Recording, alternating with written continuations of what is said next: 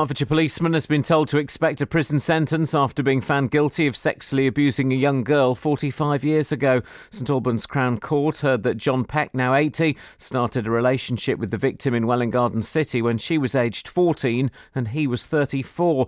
The victim, now 60, only came forward in 2013 after seeing news reports about the Jimmy Savile scandal. A jury found Peck guilty of 5 charges of indecent assault. He will be sentenced next month. A Bedfordshire family say they're being left with no option but to homeschool their 5-year-old because she's too young to go in a taxi on her own to the nearest school which has spaces.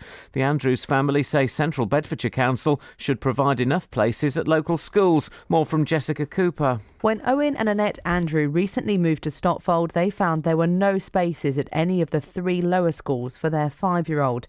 Instead, they were offered a place at Langford Village Academy, 10 minutes away, and the council offered to pay for a taxi to help with transport issues. Central Bedfordshire Council says 225 new lower school places have been created in Stotfold in the last year, and it secured land to build a new school ahead of more homes being built. 21 Labour MPs defied the party leadership during the vote on George Osborne's fiscal charter in the Commons last night. They abstained, ignoring a 3-line whip to vote against the charter. Luton's Labour MPs Calvin Hopkins and Gavin Shuker both voted against. An inspection of 150 hospitals in England has concluded that 3/4 of them do not meet the required standard of safety. The Care Quality Commission also found large variations in the quality of care at GP practices and nursing homes. Bedfordshire Police are urging people not to leave equipment in work vans after a spate of thefts in Houghton Regis and Barton le Clay on Tuesday night. Thieves stole tools from a total of 13 vans. Luton-based EasyJet is launching a recruitment campaign for more women pilots. They're hoping to double the number of female trainees. More from Lee Agnew. At the current time, just over 5% of EasyJet's 2,500 pilots are women, which is in line with the industry as a whole. The airline says it wants to double the number of women trainees to 12% over the next 2 years. It's introducing mentoring for female pilots and aims to speak to young women who may not have before considered flying as a career. In sport, England will resume on 56 without loss this morning on day 3 of the first test against Pakistan in Abu Dhabi. That's in reply to Pakistan's 523 for 8. And Boreham Wood have named Luke Garrard as manager, making the 30-year-old the youngest boss in England's top 5 divisions. The weather, a mixture of sunshine and showers with a chilly breeze, a maximum temperature 13 degrees Celsius, and you can get the latest news and sport online at bbc.co.uk/3 counties. Yeah, yeah, yeah.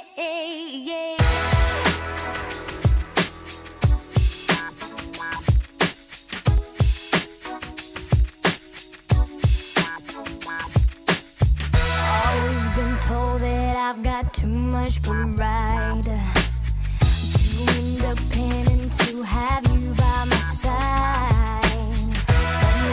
Said all of you will say just don't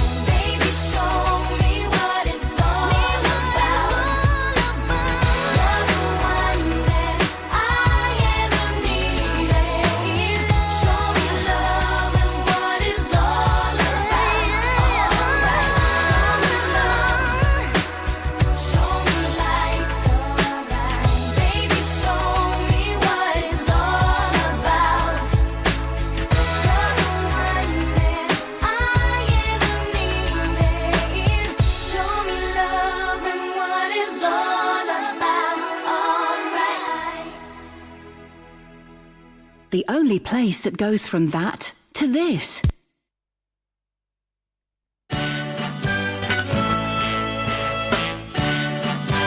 Easy listening for your afternoon. Once I believed that when love came to me, it would come with rockets, bells, and poetry. But with me and you, it just started quietly and grew. And believe it or not, now there's something groovy and good about whatever we got. And it's getting better, growing stronger, warm and wilder, getting better every day, better every day. I don't feel all turned on and starry-eyed. I just feel a sweet contentment deep inside. Holding you at night just seems kind of natural and right. And it's not hard to see that it isn't half of what it's gonna turn out to be. The music you want for your afternoon. Growing stronger, warm and wilder, getting better every day, better every day. Music to make lunch to. And I don't mind waiting. I don't mind waiting, 'cause no matter how long it takes, the two of us know that it's getting better, growing stronger, warm and wilder, getting better every day, better every day, getting better every day. It's getting better every day, getting better every day. It's getting better every day, getting better every day. And relax. The perfect music for your afternoon. Morning, guys. Yeah, that's right. Wow, they're fun. 03459 455 555. I just bought what I like to call... Oh. Hang on. What's going on here? Oh, no, thank you. I just bought Thinking Time. I'm trying to find... Can I just check... I heard two amazing bits of music on my way in today. I think this is one of them. Hang on one second. Not this one. I think this is one. Hang on. Yes, it is. This popped up on my iPod Shuffle. Do you know who this is? Here we go. Yeah. Get ready for it to rock. Is Here it we go. Black Lace? No, this is the Crossfires. Do you know who the Crossfires became? Ladies and gentlemen, would you please welcome to the stage the Turtles. Oh. This is what they used to do, and I think What, it's it's like Howie on the saxophone. Is it like summer camps Yeah, and I stuff? know. And then another amazing song came up by Paul Revere and the Raiders, who are one of my favourite bands, even though there were nobody over here. Oh, and I've not had deodorant for the last 4 days, by the way, guys. Can you stop wafting your arms about me? It's pretty funky over here. It's pretty funky. Not I've been in a using good way. a lot of aftershave. It turns out, here's the thing, eau de toilette is stronger than aftershave. It's like about 3 times stronger than aftershave, and that's a fact, apparently. I saw it on Wikipedia. What's that got to do with your armpits? Well, because I've been using aftershave when I should have been using eau de toilette to mask the smell of man musk. There's a brilliant Paul Revere song, and I cannot. I thought I had it on my computer, and I don't. I've got it, and it's in my iPod, and my iPod's in my car, and none of my team like me enough to go and get it. Good story. Thanks very much indeed. Classic bands. Now, a retired Hertfordshire policeman has been found guilty at St Albans Crown Court of sexually abusing a young girl 45 years ago. The victim only came forward in 2013 after seeing news reports about the Jimmy Savile sex scandal. Catherine, what has the court heard? Well, this case goes back to when the victim was 14 and John Peck, the defendant, was in his 30s. He's now 80, and the court heard that John Peck got to know his victim through a church in Welwyn Garden City, which is where he also served as a police officer. Not the church, but in Welwyn Garden City. In a video interview with the police, which was played to the jury, the 60-year-old victim said he kissed the girl on the lips when she was 14. When she was 15, she alleged that he took her on car trips where sexual activity took place. Similar acts are alleged to have taken place in her bedroom at her home in Welwyn Garden City. Now, these allegations are what led to John Peck's arrest, and although he denied 5 charges of indecent assault dating back to 1969 and 1970, he was found guilty. And what did the prosecution say? Well, the prosecutor was Michael Williams, and he said that Peck gained his victim's trust and affection through church, and at one stage the girl believed that he would leave his wife for her and they'd get married. Mr Williams said that he bought her jewellery and spoke of leaving his wife. It was all part of the grooming exercise. He was in a position of responsibility as a serving police officer and a member of that church. She was a schoolgirl aged under 16, and it was entirely unlawful what he was doing. There was a 20-year age difference between them. She came forward to the police in 2013. There was an awful lot of publicity about sexual abuse concerning Jimmy Savile. Now, the court was also told that he'd admitted certain activities with the girl that we're not going to go into this morning. No. But just, you know...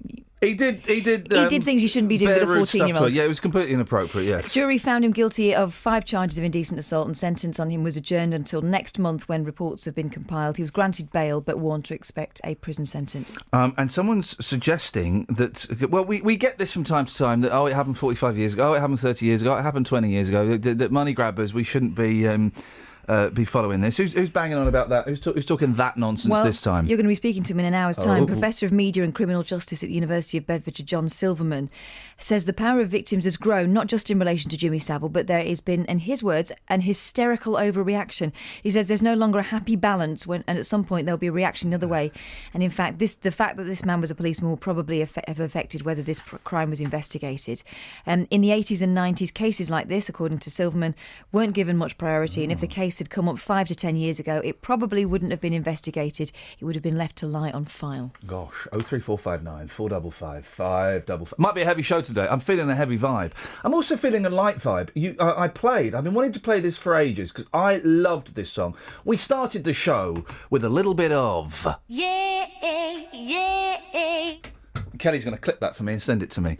We started the show with that, a little bit of Robin. I like that song. I like that song. And as we were... you're not a fan, and that's fine. No, I didn't say that. I like the 90s I didn't pop. say that. I was thinking, what was the song she was actually famous for? That one? No. Show Me Love! She's famous for that one, and Kelly's going to tell us why. Kelly, well, you had a musical memory about that song, and this is going to be today's Down the Rabbit Hole phone-in. What was that song played, and her eyes kind of lit up. She went, oh, Robin! I went, yeah, I like a bit Robin. And then she told me her musical memory about Robin's song, Show Me Love. Did someone show you love to it? I don't remember if it was that song, but it was one of Robin's hits. I wrote the lyrics out and gave it to a boy as a love letter. Gosh. When I was young. Wow. We're just Googling the lyrics And made it like it was my own. You pretended it was your own poetry.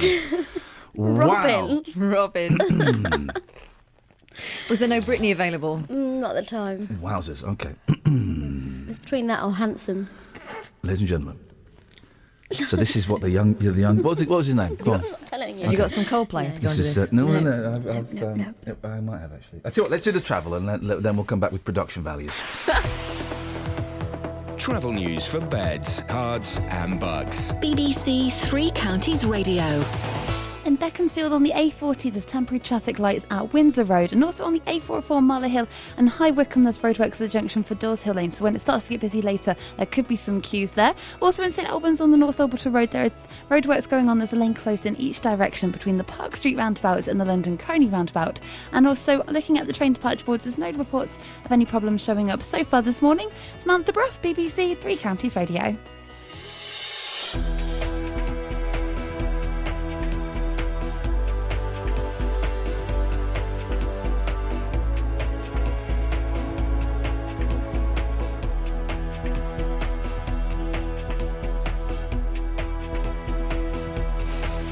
6:16, it's Thursday the 15th of October. I'm Iain Lee. These are your headlines on BBC Three Counties Radio.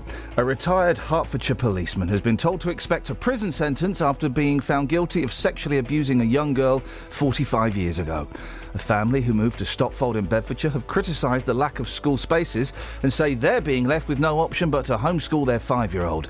And 21 Labour MPs defied the party leadership last night during the vote on George Osborne's fiscal charter, although Luton's Labour MPs Kelvin Hopkins and Gavin Shuker both voted against. Do you like to keep your eye on the weather? Do you like to record the changing seasons where you live? Does the science of weather fascinate you? We have high pressure in charge of the weather. That means lots of sunny spells around. There's something new coming to BBC Three Counties Radio, and we need your help with it. You'll need to have a computer, smartphone, or a tablet and access to the internet. If you're interested in taking part, send your contact details to 3cr@bbc.co.uk. That's old news. Hang on a minute, where does he come from? I wasn't expecting that to happen. Hang on one second, my computer's gone all to cock, which is always the best way. I think you can... right, ladies and gentlemen.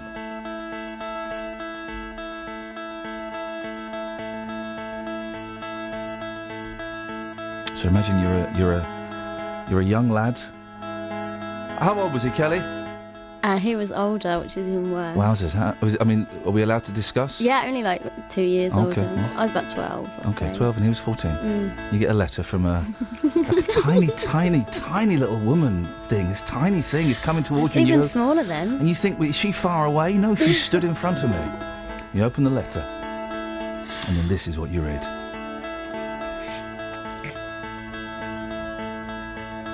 Ah, yeah. You've got to show me love.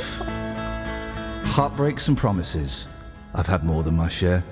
You're reading the wrong It's one. the wrong one. That's Robin S. Oh, who's Robin S? Oh, hang on a minute. Heartbreaks and promises. Robin. I didn't think of that. No, that would not be romantic. That would Okay, all right, hang on a minute. obviously not be my work. Okay, hang on a second. Well, he opened the wrong letter. That's all that happened. Yeah. That was Okay. from me, and that wasn't meant for him. Okay. Yeah. This is the one. Always been told that I've got too much pride. At the age of 12. Too independent to have you by my side. Then my heart said, all of you will see. Just won't live for someone until he lives for me. Never thought I would find love so sweet. Never thought I would meet someone like you. Well, now I found you, and I tell you no lie. This love I've got for you could take me round the world. Now, show me love.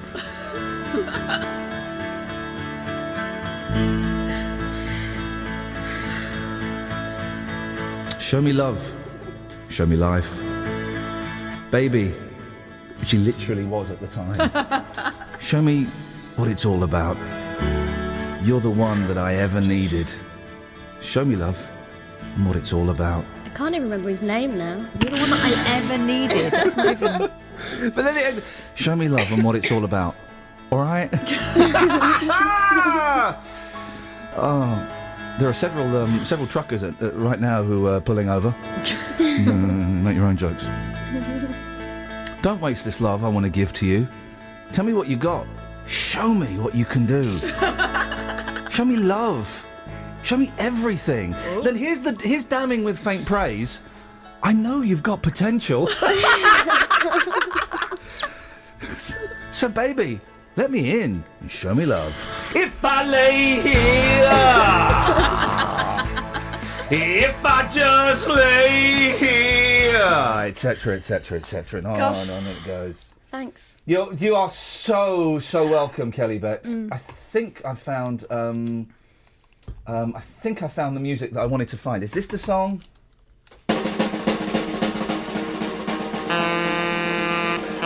No, that's not the song. I'm trying to find. Was that a foghorn? A what horn? A foghorn. She did, didn't she? She did, didn't she? No, it's not that. It's a song about. It's Paul Revere and the Raiders, and it's a song, and it starts off so beautifully. It starts off with a spoken word bit, then it goes into an instrumental, and it's flipping brilliant. And it was on my iPod, and I haven't got it on my computer, and it's blowing my mind, which is disappointing. I tell you what, let's have this instead. Imagine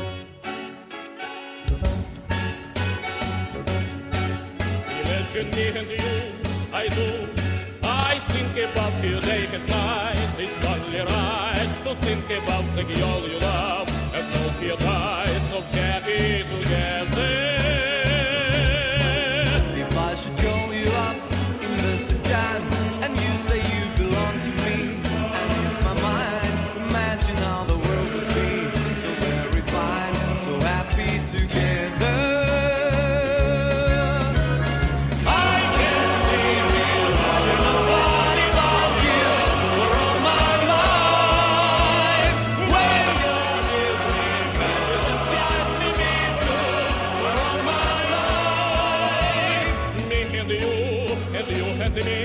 No matter how they toss the dice, it has to be the only one for me is you, and you for me, so happy together. I can't see me loving nobody but you for all my life. When you are with me, baby, the skies may be blue for all my life. Me and you and me, no matter how they toss the dice, it has to be the only one for me is you, and you for me, so happy together.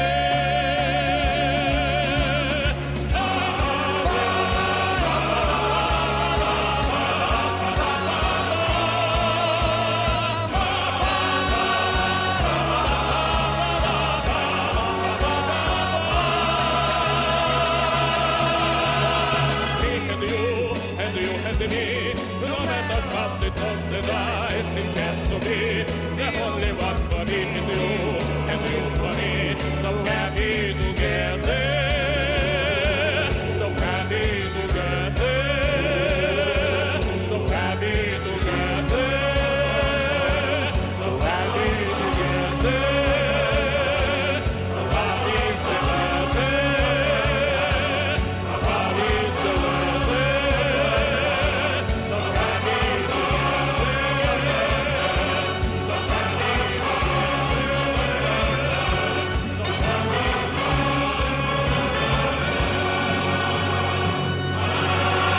So if you've ever sent the lyrics of a song to someone as a love poem, I did it when Kerry dumped me. I sent her the... I remember writing it, because you had to write it down, obviously, by hand then, because Mum wasn't working at the place of the photocopier.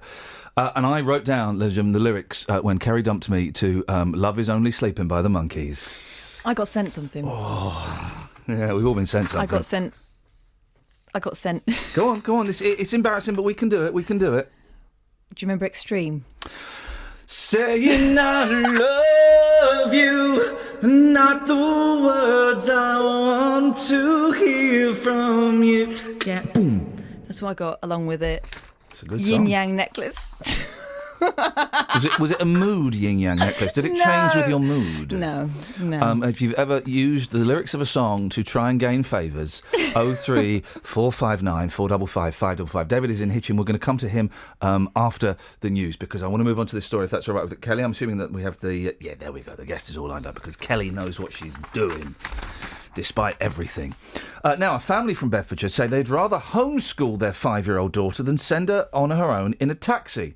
When Owen and Annette Andrew moved to Stotfold, there was no space at the town's 3 lower schools.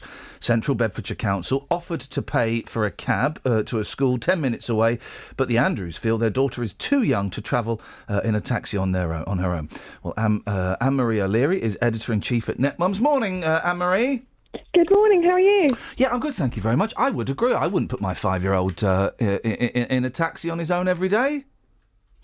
Yeah, it's a hard one, isn't it?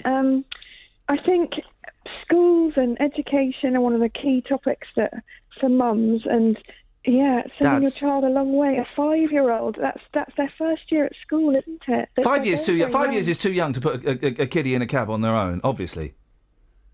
I would say on their own. I think that's too big a step. And I think a lot of the mums. I was asking a lot of the mums on our site last night, and they were incredulous that anyone would want to send a 5-year-old. Is this happening more and more? Because we know that there are problems with school places and kids being forced at gunpoint, kids being encouraged to get taxis to school. It is. It depends where you live, and obviously every local authority has different rules and regulations and different ways that they work out their system. But we are seeing a little bit more of it. Actually, there's somebody on my team in NetMums who has two children who go to the local school, one who didn't get in and has to send the little one on their own by taxi. So it is something that we're seeing more of. I guess if there's not a school bus system in place, then that is what the local authority has to resort to. Part of me thinks this family moved there, that they should have checked when you got kids and you buy a house, kind of the size of the living room and what kind of bathroom it's got sort of pales into insignificant. One of the first things you look at is what are the schools like and have they got any spaces and will I get in? True, except that it's a very movable feast. As you know what it's like when you're buying a house. It takes a long time. It takes months. They may well have phoned the local authority in advance and said, will there be spaces? The local authority said yes. But then as the sale went through and they moved in, everything changed again. There are waiting lists that move all the time, so you never really know. And you have to have exchanged and proved that you are finally living in that address before you can officially get your child a place. So it is very, very difficult. That indeed would be something that I would look into if I was going to be changing the rules. What can be done to ease pressure on school places, do you think? Oh, I do think that possibly we should be maybe looking at bending the rules in special circumstances like this. Oh, go on. How would you bend them? them? One more child, one more 5-year-old in a class. Really but the thing is, badly. I love your style. But if you do one more child, if you say, okay, we've got space for 30 kids in a classroom, plus one more, we won't say nothing. But then you're going to get another you're going to get a second family who go, well, hang on, that's not fair because our child can't get in. I don't think he really would, though. If he really looked at the numbers, I don't think there would be another 2 or 5 or 10 children waiting to get into that one class. Okay. Anne-Marie, nice to talk to you. Thanks very much. It's a ridiculous time of the day, and I appreciate you coming on. Anne-Marie O'Leary. How does she sound so perky at this time of the day? I just sound snarky and obnoxious. She's a mum. So, let's try that again. She's a mum and therefore a trooper. Thank you very much, Anne-Marie O'Leary, Editor-in-Chief at NetMums. So I had the day off yesterday. And don't worry, the results have come back negative. I was at my youngest son's Harvest Festival. That's where I was, and boy, oh boy, I sucked on life's pipe and I got a lungful of joy. Well worth bunking off for. And I didn't have to get up until 6:45. Flipping it, doesn't that make a difference? The problem was, at the breakfast table, I was being rude about things in the newspaper and talking to my wife about the new funding method for the Bedfordshire Police. But apart from that, it was... normal? It was normal, guys. It was normal. Travel news for beds, cards and bugs. BBC Three Counties Radio. In Easton, it's starting to build up on the North Circular Road westbound from the Staples Corner flyover at the M1 towards the Easton interchange through the roadworks. In High Wycombe, it's quiet so far, but the A404 Marlow Hill has roadworks just before the leisure centre at Marlow Road, so that could cause some delays later. And in Waddesdon on the A41, there's temporary traffic lights on the High Street at the junction for Baker Street, so that could also cause some delays. On the M1, there's no reported problems so far, and it's moving fine through the roadworks in both directions between junction 12 for Flitwick and 11 for Dunstable, and there's no reported train problems either. Samantha Bruff, BBC Three Counties Radio. Across beds, hearts and bugs. This is BBC Three Counties Radio.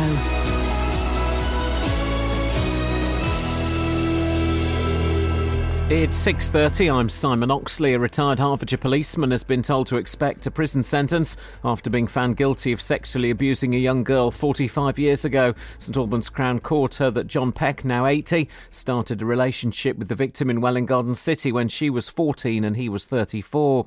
A family who moved to Stotfold in Bedfordshire have criticised the lack of school spaces and say they're being left with no option but to homeschool their 5-year-old. And 21 Labour MPs defied the party leadership last night during the vote on George Osborne's fiscal charter, although Luton's Labour MPs, Calvin Hopkins and Gavin Shuker, did both vote against. Three Counties Sport. BBC Three Counties Radio. England will resume on 56 without loss this morning on day 3 of the first test against Pakistan in Abu Dhabi. That's in reply to Pakistan's 523 for 8. Play resumes at 7 o'clock our time. Former captain Michael Vaughan says England's batting yesterday was encouraging. Many teams, when a big score has been posted by the opposition, you get a period of play, an hour and a half, 2 hours a session, and you can fall. And you felt that this opening partnership just had to calm the situation down, and they've done that. It just proves the pitch is a real flat one. In football, Boreham Wood have named Luke Garrard as manager, making him the youngest boss in England's top 5 divisions. The 30-year-old was assistant to Iain Allinson, who resigned on Monday. He took caretaker charge for Tuesday night's National League defeat to Aldershot. BBC Sport has found that the cost of watching football in Britain has dropped or remained the same for most fans. The annual survey also found that Watford serve the second cheapest cup of tea in the Premier League at £1.70. More from David Ornstein. Now in its 5th year, the Price of Football study analysed the price of more than 700 tickets and found that 70% of them had been frozen or reduced this season. It's perhaps a sign that with more money coming into the sport than ever before, clubs are listening to fans' concerns. But the average price of the cheapest Premier League ticket is now more than £30 for the first time. The investigation, which includes the cost of pies, programmes and tea, also found replica Premier League shirt prices rose 4.8% this year. The Scottish Rugby Union are yet to decide whether or not to appeal against the 3-week suspensions handed to Johnny Gray and Ross Ford, which have ruled them out of the Rugby World Cup, and Wales will name the team later to play South Africa in Saturday's quarter-final at Twickenham. BBC Three Counties News and Sport, the next full bulletin at 7. Ladies and gentlemen, before Cat Stevens went all funny, he wrote rude songs about a non-existent wife.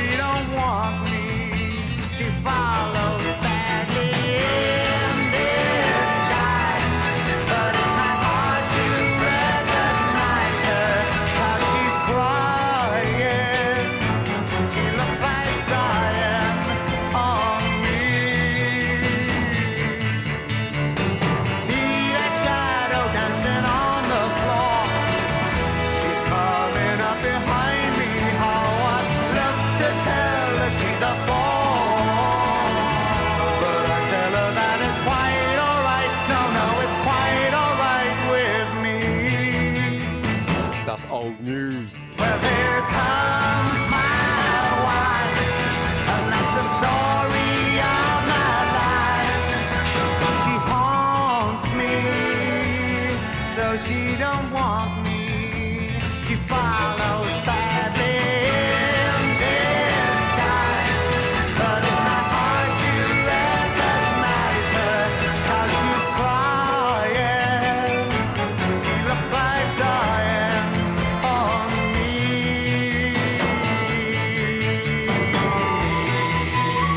Music to make lunch to. Beg your pudding? That's such a nice voiceover. Morning, guys. Iain Lee, BBC Three Counties Radio is the name of the place where we is broadcasting from right now. I was making a sandwich yesterday and I was thinking, this is all wrong. This is all wrong. What I really need is some proper music to make this lunch to. And now I know why my cutting was skew with. Okay, well, I think what we're asking, have you ever used the lyrics of a song to try and get your way? Yeah. She has, and so has she. I've just got it as well, what he was trying to say to me. What was he trying to say? Well, more than words. It was that Italian lad. You know what he was after. Now, Nino Peroni... Don't just say it, do it. It was a great song because it was really easy to play on the guitar. It's like G, C, D or something, and you really whack the guitar to get that... it was a very odd song, wasn't it? It was a massive hit, and you don't hear it anymore. Was it Extreme, was it? More Than Words. They were rock. I bought the album off the... Porno Graffiti? Yeah, my mum went, that's not very nice, is it? Because it was all rock. They tricked you with the ballad. They were a hard rock band. He now, Nino Peroni... No. Nino Bettencourt. It was gorgeous, wasn't he? He now plays guitar for someone... Who does Nino... Hang on a minute. David in Hitchin. David? Yeah? Who does Nino Peroni from Extreme play guitar for now? Oh, I couldn't tell you things like that. Old memories of what I remember. You have memories of what you remember, do you, David? Sorry? Do you have memories of what you remember? Old memories are the ones that I retain. Modern memories don't stay with me. Hang on. Old memories are the ones you return. Modern memories don't stay with you. That's the lyric to... that's David Bowie, isn't it? Oh. Because you hit it...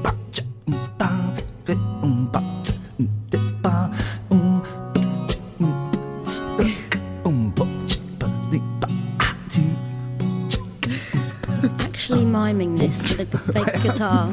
I remember working out to play. I saw a lad with long hair playing at a party. And I love you, and not the words I want to hear from you. It's not that I want. His eyes are closed, by the way. I can do this bit. Hang on.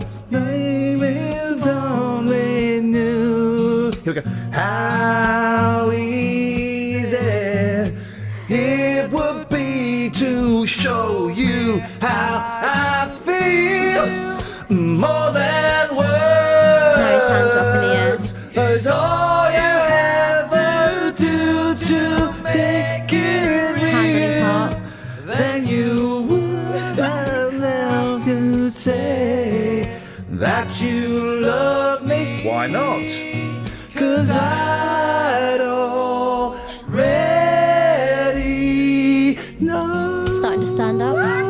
He sat back down. What you do if I took us torn into more than words. So you feel that my love for you is real. What would you say if I took those words away?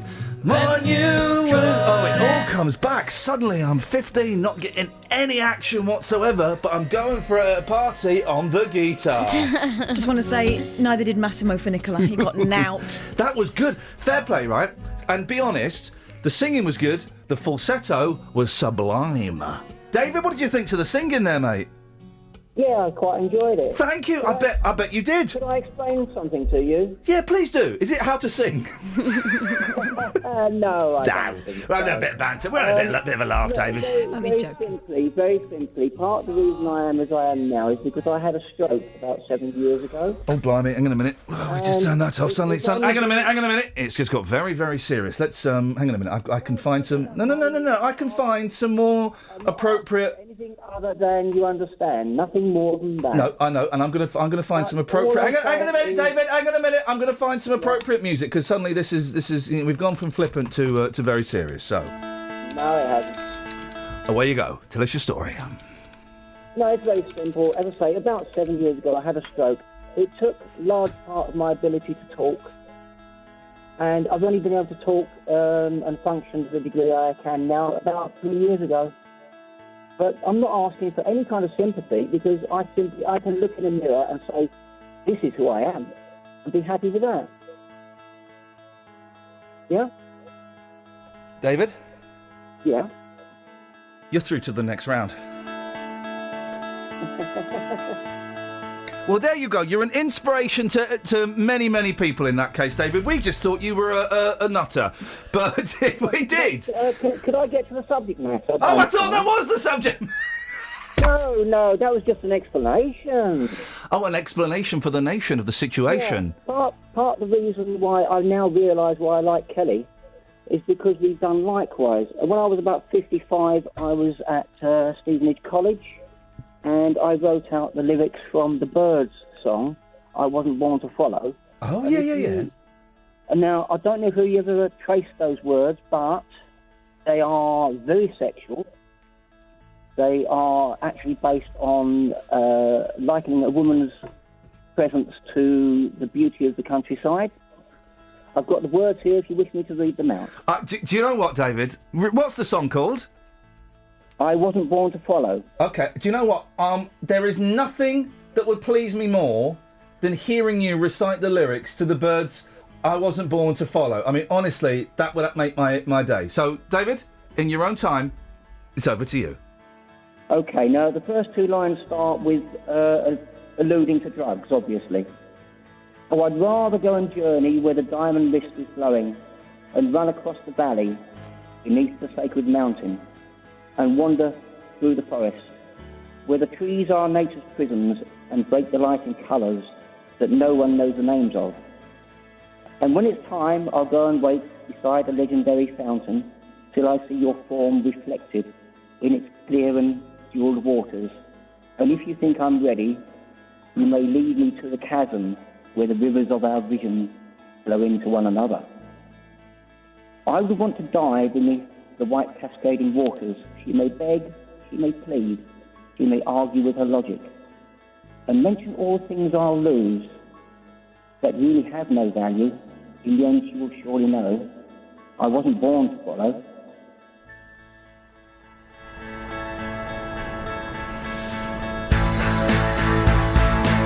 Music to make lunch to.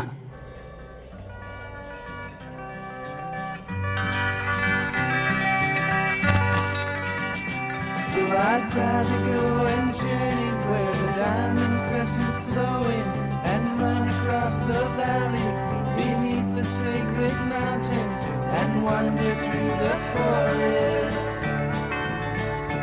where the trees have leaves of prisms and break the light in colors that no one knows the names of. And when it's time, I'll go and wait beside a legendary fountain till I see your form reflected in its clear and jeweled waters. And if you think I'm ready, you may lead me to the chasm where the rivers of our vision flow into one another.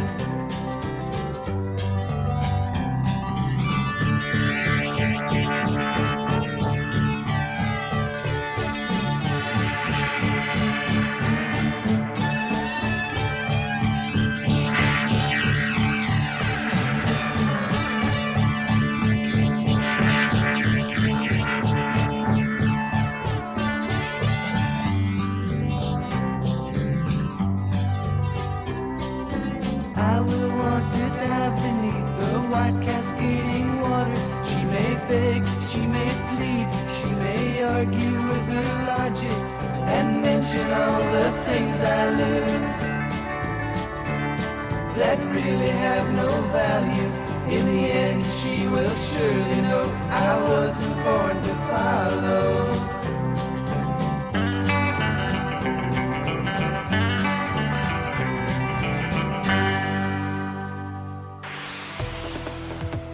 Travel news for beds, cards, and bugs. BBC Three Counties Radio. It's starting to build up on the M1 southbound just after junction 12 for Flitwick at the start of the roadworks. And on the M25 there are queues anti-clockwise between junction 21 for the M1 and 19 for the A41 in Watford. And on the North Orbital Road in Bricket Wood on the M25 junction 21A roundabout, it's looking very busy there on the speed sensors. In Waterston on the A41 there's temporary traffic lights on the High Street at the junction for Baker Street, so expect queues there later on. And there's no reported problems so far on the train departure boards this morning. Samantha Bruff, BBC Three Counties Radio. Sammy, thank you very much indeed. Dealey, I don't know if there's anything. I can see Dealey's little forehead bobbing up and down. He's working on the computer. If there's anything in this, if you've ever used pop songs, rock lyrics, anything like that, if you've ever used it to get favours, or if you've ever palmed them off as your own, 03459 455 555. 6:46. I mean, I can't top that. I should just walk out now. I'm never going to beat that. These are your headlines on BBC Three Counties Radio. A retired Hertfordshire policeman has been told to expect a prison sentence after being found guilty of sexually abusing a young girl 45 years ago. A family who moved to Stopfold in Bedfordshire have criticised the lack of school spaces and say they're being left with no option but to homeschool their 5-year-old. And 21 Labour MPs defied the party leadership last night during the vote on George Osborne's fiscal charter, although Luton's Labour MPs Kelvin Hopkins and Gavin Shuker both voted against. Let's get the Wev. Beds, Hearts and Bucks weather. BBC Three Counties Radio.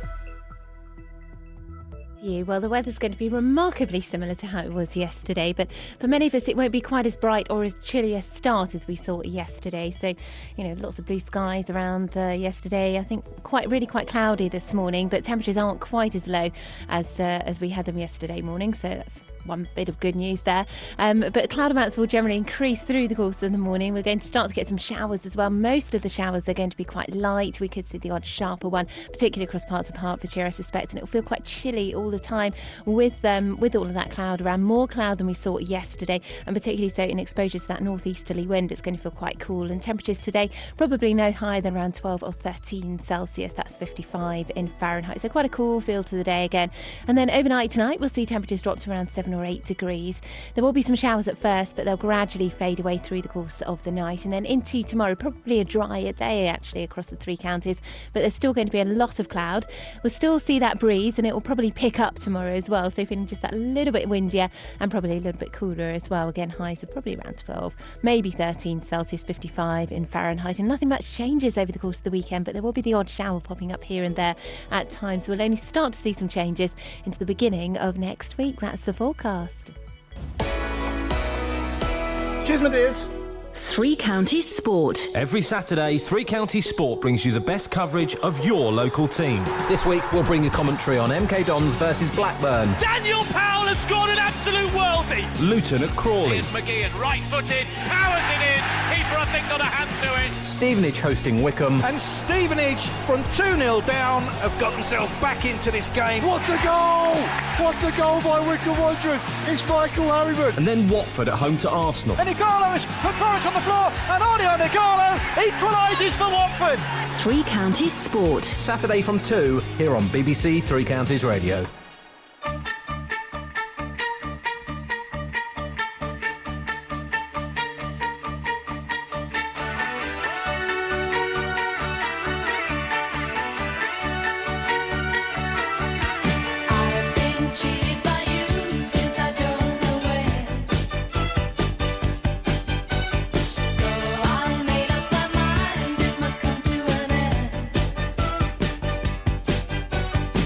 Get me now.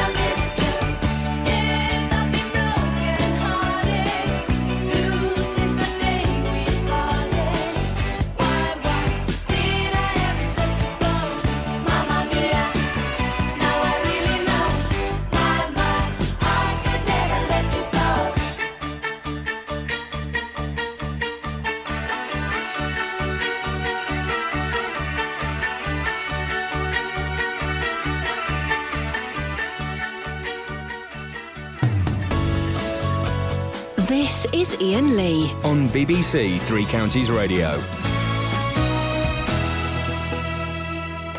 03459 455 555. So I found the song I was looking for, OK? This popped up in my car. This is a beautiful, some might say lazy song about a girl. Would you like to hear it? Yeah. OK, here we go. This is Paul Revere and the Raiders. Sometimes it's hard to say the right words, even when they're written in your heart. Most songs have words. Yeah. But this one, which is written for someone I don't even know yet. Wow. I can't find the right way to say the things I want to say. OK. So there are no words, just a melody for a girl. Right. So it's an instrumental. Oh, that was his excuse, was it? Yeah. Where are the words, Paul? Yeah. Now, right. It's a melody for a girl I haven't met yet. Have that. Very sexy melody. Imagine meeting that girl though and going, "I've been waiting for you. I've written this for you."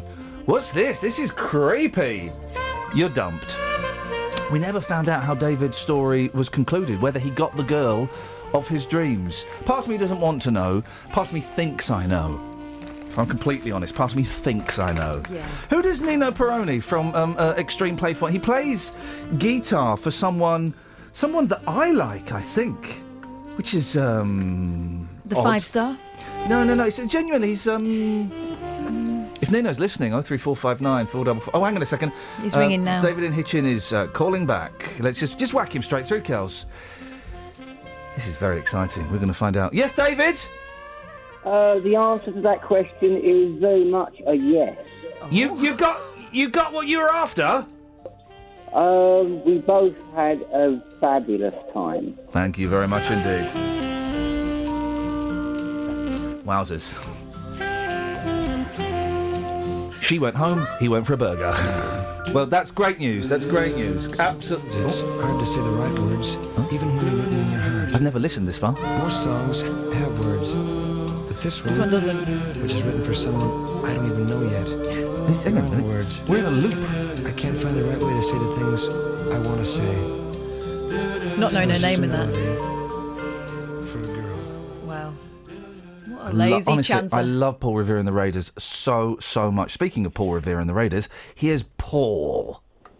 Hi Ian, you alright? Yeah, I'm all right. Paul, how are you, fella? Yeah, good, thank you. What you got for us, boss? In relation to that, using song lyrics, we're about the same age, Ian. When I was about 15. Yeah, we're old, Paul. We're past our prime. Do you remember being 24?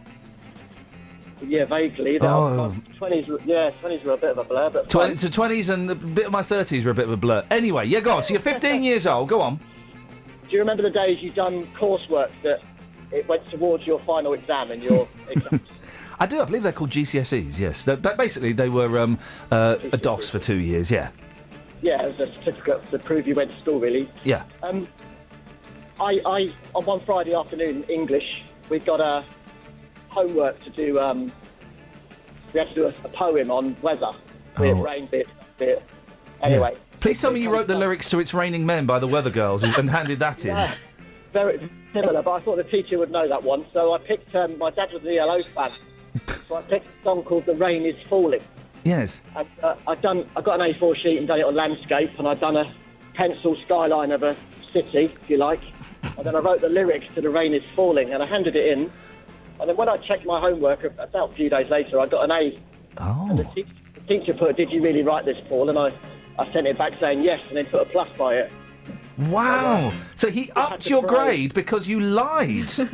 Yeah. That's amazing. Have you ever met Jeff Lynne to thank him for your A+? I haven't, in case he sues me. But I bet he would. I bet he would. I was just praying my teacher wasn't an ELO fan. It's an album track. It's an album track, Paul. Thank you very much indeed. Oh, there we go. Now we're settling into the groove. If you've ever used somebody else's lyrics to get you anywhere in life, whether it be the bedroom or it be the top of the class, 03459 455 555.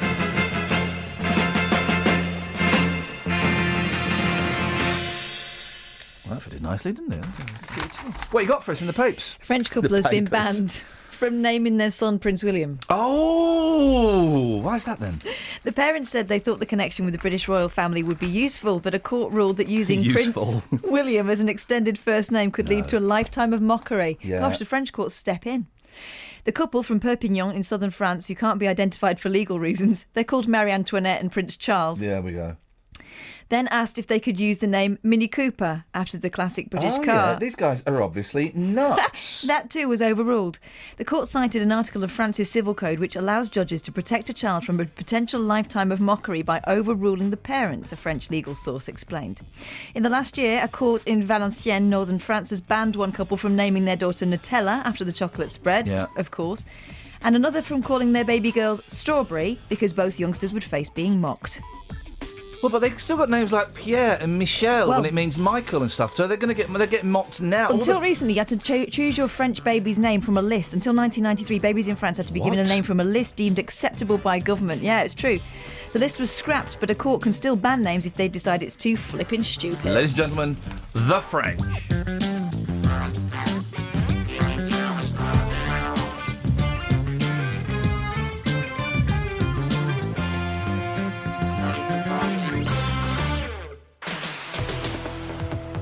Travel news for beds, cards and bugs. BBC Three Counties Radio.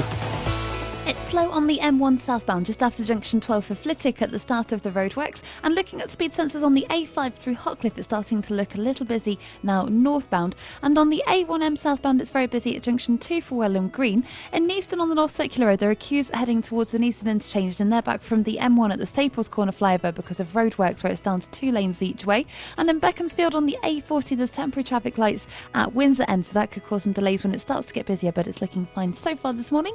Samantha Bruff, BBC Three Counties Radio. Sammy, thank you very much. So, OK, this is it. Well, we're settling into a nice little groove. I don't know how I'm ever going to top David's phone call, but we'll have a go. When have you used somebody else's lyrics to your own advantage? Maybe it was to woo that girl. Maybe you ended up having a nice time like David did. Or maybe it was to get to the top of the class. Maybe it was to get a job. 03459 455 555. Here comes the news. Local and vocal across beds, hearts and bucks. This is BBC Three Counties Radio.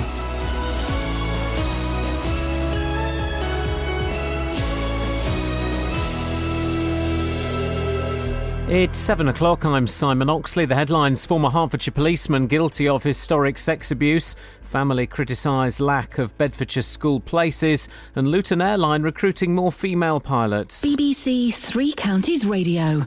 A retired Hertfordshire policeman has been told to expect a prison sentence after being found guilty of sexually abusing a young girl 45 years ago. St Albans Crown Court heard that John Peck, now 80, started a relationship with the victim in Welwyn Garden City when she was aged 14 and he was 34. The victim, now 60, only came forward in 2013 after seeing news reports about the Jimmy Savile scandal. A Bedfordshire family say they're being left with no option but to homeschool their 5-year-old because she's too young to go in a taxi on her own to the nearest school, which has spaces. The Andrew family say Central Bedfordshire Council should provide enough places at local schools. More from Jessica Cooper. When Owen and Annette Andrew recently moved to Stotfold, they found there were no spaces at any of the 3 lower schools for their 5-year-old. Instead, they were offered a place at Langford Village Academy, 10 minutes away, and the council offered to pay for a taxi to help with transport issues. Central Bedfordshire Council says 225 new lower school places have been created in Stotfold in the last year, and it secured land to build a new school ahead of more homes being built.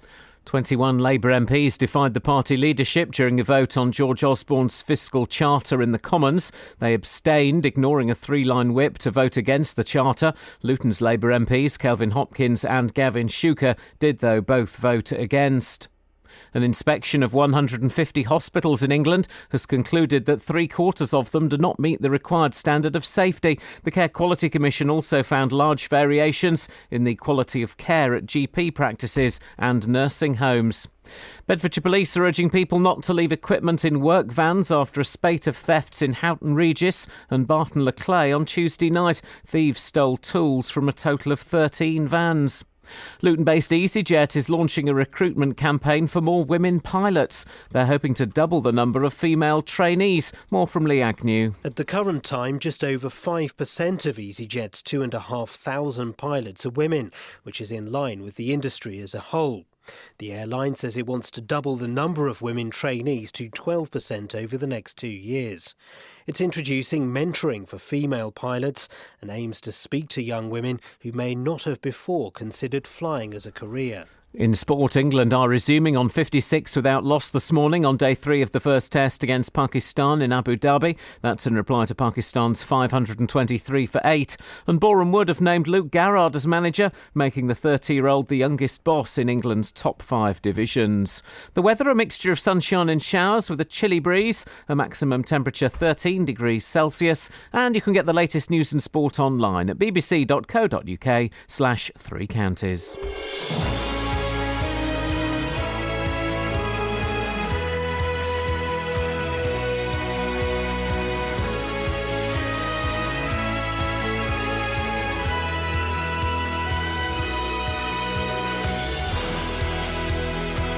Nino Betancourt works with Rihanna, not one of my artists. So whenever you use a song or somebody else's song to get what you want, and by that I think we all mean a little bit of sugar, or perhaps a job, or we heard there's someone stealing the lyrics from Jeff Lynne from ELO to get an A+. Basically, when have you ever done a Raj Paso and plagiarised? Do you remember that? That was outrageous. 034. Surely we can forgive Raj Paso now, can't we? He's served his penance. I like Raj. 03459 455 555 is the telephone number. Across beds, hearts and bucks. This is BBC Three Counties Radio. We've got a couple of texts there that we'll give a call back at some point. 03459 455 555 is the telephone number. If you want to give us a call, then you're more than welcome to. What time are the kids not here? What time are the kids that kind of? There's a cracking story in the papers about rude number plates, but I don't want to do it when. Oh, blimey! I'm reminded of something what I heard on the radio the other day. You know when you got, and I'm going to say it, right? You know when you got kids, Catherine, in the car, right? Yeah. And if you've got to be careful listening to Radio 4 at any time of the day, because they're allowed to drop the C-bomb at like a play at 2:30. Are they? Yes, they are. And the kids are in the car, and I don't know what the programme was, but a woman said the phrase, and we had it very loud, and I'm really, put your fingers in your kids' ears, I'm going to say it. It's not, but premature ejaculation. Crikey. And I held my breath. I'm thinking, don't ask any questions. And my youngest went, Daddy, she said Jack. Because he's got a friend called Jack, you see, and he got all excited. Daddy, she said Jack. I said, yes, she did. Isn't that fantastic? 03459 455 555 is the telephone number if you want to give us a call. Can we get a couple of those texts up as well, please? Now, a retired Hertfordshire policeman has been found guilty of sexually abusing a young girl 45 years ago. The victim, who's now 60 years old, only came forward in 2013 after seeing news reports about the Jimmy Savile sex scandal. Well, John Silverman is a former BBC Home Affairs correspondent, now Professor of Media and Criminal Justice at the University of Bedfordshire. Morning, John. Yeah, good morning, Ian. Morning. What are your thoughts on this? Well, I mean, I think we've seen over the last 4 years, as a result of the Jimmy Savile effect, as it were, that a number of cases that probably wouldn't have been investigated by the police, say 5, 6, 10 years ago, are now being investigated. I mean, it is somewhat surprising that a case of 45 years ago has resulted in a trial, but the police were criticised at one time, and in fact are still criticised occasionally for not taking child abuse reports seriously enough and not throwing enough resources at them. So they are now investigating for the first time cases from way back. That can only be a good thing, can't it? Well, from the police point of view, we know that they're facing great pressure on resources, cuts in manpower and so on, woman power. they've obviously got to make decisions. They've got to triage, cases that are reported to them and decide what's going to be the likely outcome. Are we likely to find evidence from that far back? I mean, we're talking, about cases where there probably, almost certainly, wouldn't be any DNA evidence. Well, they found evidence. He's been found guilty. So in this case, you're not saying that there should be a time limit on, if someone rapes a child or sexually abuses a child. Are you suggesting there should be a time limit on how long? What would that be? 20 years? 30 years? No, of course not. I mean, in this country, there is no statute of limitation on serious crime. What I'm saying is that the police obviously have to make decisions about which cases they're going to, prioritise. I mean, when crime was running at a very, very high level in the 80s and 90s, when it was the focus of an awful lot of media and government attention, the police were focusing on things like burglary and car crime, and they weren't prioritising cases of child sexual abuse. And no one complained particularly at the time. Well, you can't compare the 80s to now, because the 80s, a lot of this was going on with Savile and other people. And also, shame on us, we didn't treat child sexual abuse as seriously as we should have done. No, but what I'm saying is that the police make decisions. I'm not saying they're right or wrong decisions, but they make decisions on the basis of what are priorities coming down from, the Home Office and other national agencies. And at that time, they were focusing on things like burglary and car crime. Now, the focus, quite rightly, since the Jimmy Savile revelations, is on child sex abuse, but clearly, most of their efforts are being concentrated on investigating current cases. And all the evidence shows that although there's been a huge increase in the number of child sex abuse reported to the police in the last 3 or 4 years, most of those are current cases. So it is fairly unusual for them to investigate a case 45 years old. But surely excellent that they are investigating a case 45 years old. That means they're taking it seriously, and that child abusers will not get away with, raping children. Well, yeah, I mean, they're sending out a message, and I think that's quite right, that however long ago an offence was committed, you're never going to be entirely safe or sure that you're not going to be investigated. This, again, I think is a result of the way victims are coming now to the forefront of the criminal justice system. If you go back to the 80s, early 90s, the role of the victim was seen very much almost as a kind of a bystander in the system. The system operated without the voice of the victim. Now the voice of the victim is being heard loud and clear, and that is right, but still the police are going to have to make decisions about their own resources. Okay. I can't work out, John, whether you think this is good or bad that this bloke's been found guilty. Maybe I'm being dumb at 7:10. I don't know what your position is on this. Well, I don't know. Why do you want me to think whether it's good or bad? I mean, it's not a simple black and white thing, is it? The police investigated this case. Yes, it is. Surely it is a simple black and white thing. Well, he raped a child. He's been found guilty. It's a good thing that 45 years later he is going to go to prison, or he's been found guilty. That is a good thing. Yeah, no, I don't disagree with that. But I mean, all I'm saying is I'm telling you the realities of policing. This does not mean to say that every case where someone comes forward and says, I was sexually abused from 1970, is necessarily going to be investigated by the police without other corroborating evidence. Now, in this case, they obviously did find that evidence, which is unusual from a case from 45 years ago. But I would suggest that there are many other cases where they would probably allow it to lie on the file because they would not think there would be sufficient evidence to discover after all this length of time. Okay. All right. And you don't think it's a waste of resources or anything? I don't think it's a waste of resources. No, clearly, because they got a conviction. I mean, if we were having this discussion and the Peck was his name, isn't it? If he'd been found not guilty, I suppose you could argue, well, a jury clearly didn't think there was sufficient evidence. Then you could have a discussion about a waste of resources. But he was found guilty, so the evidence was there. Absolutely fine. Okay. All right, John. Thank you very much indeed. I'm confused. You're confused. Everybody's confused. Someone's either misled me or someone's either bottled it. I don't know what's going on there. 03459 455 555. Thank you, John. John Silverman, former BBC Home Affairs correspondent, Professor of Media and Criminal Justice at the University of Bedfordshire. This is Iain Lee On BBC Three Counties Radio. Well, it wasn't what I was told it was going to be. I don't know. You get told one thing and you... Well, I don't know what was going on there. Does anyone know what was going on there? Snuffers, do you know what was going on there? No idea. Excellent. Morning, Snuffer. We'll move on then. What a surprise being given dud information. Morning, Snuffers. Morning, how are you? What you got? Do you know what, fella? I'm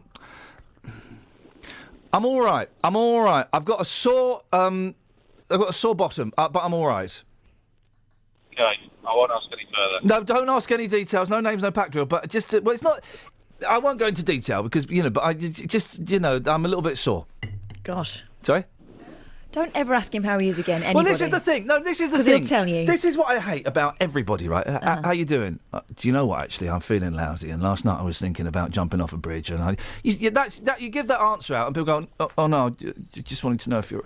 They don't mean the question. If you don't mean the question, don't ask the question. I got a sore bum.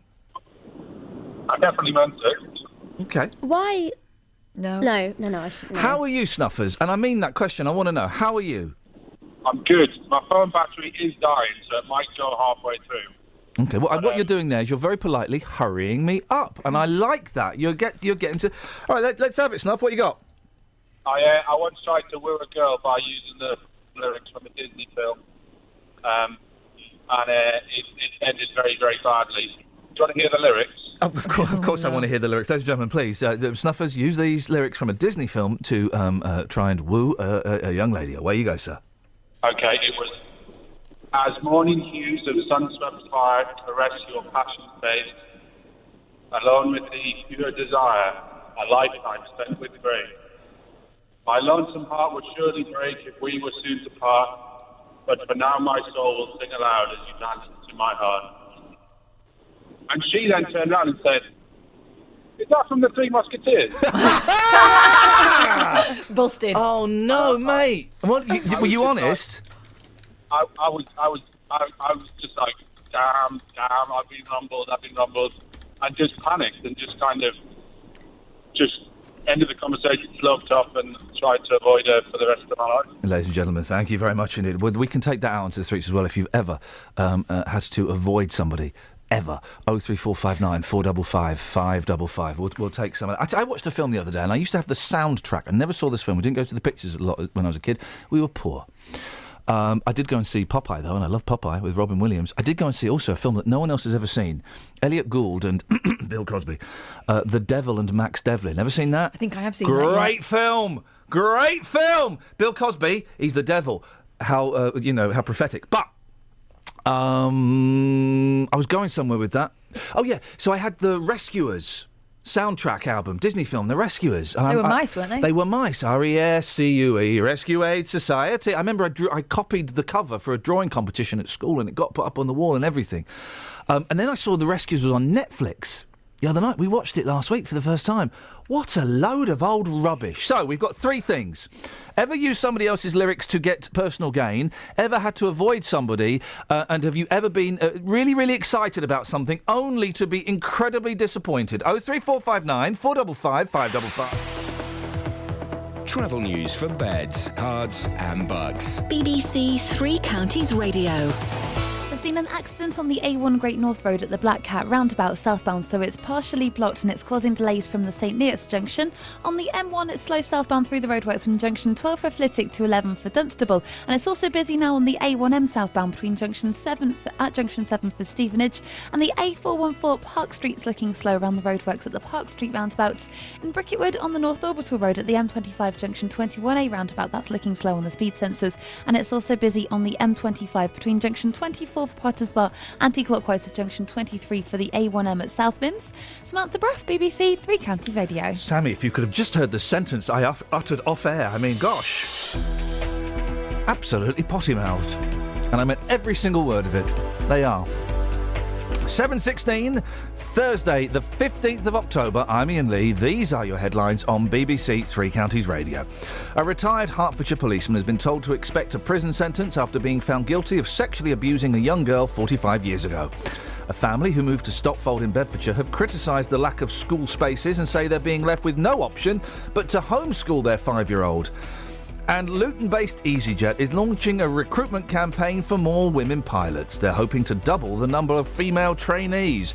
Woo-woo, ladies. Good luck, girls. Every weekday morning. Good morning, Jonathan. Morning. Do you think it's right to tell 1 million disabled people they should get off benefits and find a job? Have your say on today's big phone-in. People who are going to be a nuisance are going to be a nuisance regardless of whether there are things to do. Is it true that people over the age of 65 drink far too much booze? The JVS show fights for your rights and tackles your consumer problems. Waited and the receipt came out, but the cash didn't. It's become a problem of late because obviously the trees got bigger as we've got here. We couldn't shut the French windows. It would appear that they'd buckled. I had a phone call from my daughter saying if we don't get off the train, they're going to hand us over to the British Transport Police. The JVS show, weekdays from 9 on BBC Three Counties Radio. Man alive, 03459 455 555 is the telephone number if you want to give us a call. Hey, you know there's a brain array, Kath. Have you heard about this? Mm-hmm. The brain array. Have you heard about this, Kelly? No. I'm sorry, are you eating cakey? No, I swallowed tea, if you must know. Good cake, though. It was so good. It was so good. Are we allowed to announce your news yet, or is that a secret? No, you can say it if you like. Yeah, Kelly's got the sack. I haven't got the sack. Get the sack on a regular. Sorry? Kelly's got the sack from this show, and as of... When's your last show with us, please? Friday the 30th of October. Can we make it any sooner? On you that can day, if you're off sick. On that day when she has nothing to lose. No. We do not open the fate. Not a microphone at all. It's a sad day for you, Kelly, because you're going to stop working with us due to the fact that at long last I've discovered my boss's email address and she's responded to all of the complaints that I've made. It's a sad day for the truckers. Sad day for the truckers. Well, it's not because she's going to be working in a petrol station. No, October the 31st. 30th. 31st. If you like. OK, so Friday, October the 31st is Kelly Betts's last ever show with us. And, well, that's great news. I mean, no, that's good. No, I don't mean it to sound rude. How do I make this not sound rude? Do it through the medium of song. Maybe I tell you what, Kelly, on that day. Hey, does that mean we can stop playing those rubbish BBC introducing songs every week? No. Well, it depends who takes over from me. Yeah, because we don't play them when you're not here. Do you not? Huh? What? Well, it's up to you. Kelly Betts is leaving us, and it will, genuinely will be very, we're having classic bands now. Are we? Well... We are having. It can definitely be said. We are having bands of some kind, but it's going to be when Kelly goes. We're all going to be hearing this. We're going to be hearing this in our heads. So. Go Patrol. Hey! On that day, I'm going to let you make as many cups of coffee for us as you want. Yeah. Okay. Zilch. Hey, what? I'll play that as well. I'll play Zilch for you. Will you? Thank you. I'll do the brain zapper in a little bit, but this is going to be just to flag up because I know that a lot of guys like to listen to the show when Kelly's on. So they listen very, very hard. I tell you what we'll do. Thank you. Is we'll record some classic bands that we can just drop in. Robo Kelly. Okay. We'll create a Robo Kelly. Robo Bets. Robo Bets. Would that be all right? Nice. Can we do please. that? All right. Well, we'll record loads of things and we'll use those as we'll dump those in the programme as and when we need something inappropriate and just a little bit too filthy for broadcast. We'll use those then. Is that okay? Thank you. Thank you, player. Thank you. And thank you to, of course, Snow Patrol for writing one of the most powerful pieces of music I've ever heard. By announcing that, you've launched a kind of Take That style helpline, basically, here. Dennis in Dunstable's already rung it. Ooh, what does he want? He wants some sort of acknowledgement of his pain. He wants some sugar. Well, if you want to phone in, you can do that. Also, if you want to phone in an audition for Kelly Betts' job. Yeah.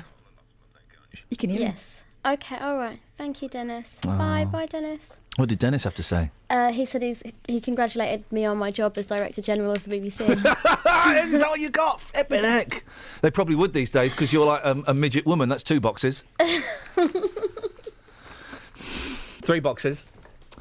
03459. Do we still keep our jobs? You don't. Wow, feisty. If you want to audition for Kelly Betts' job, now is the time. Now, a family from Bedfordshire say they've been left with no option but to homeschool their 5-year-old daughter after refusing to send her in a taxi on her own to a school 10 minutes away.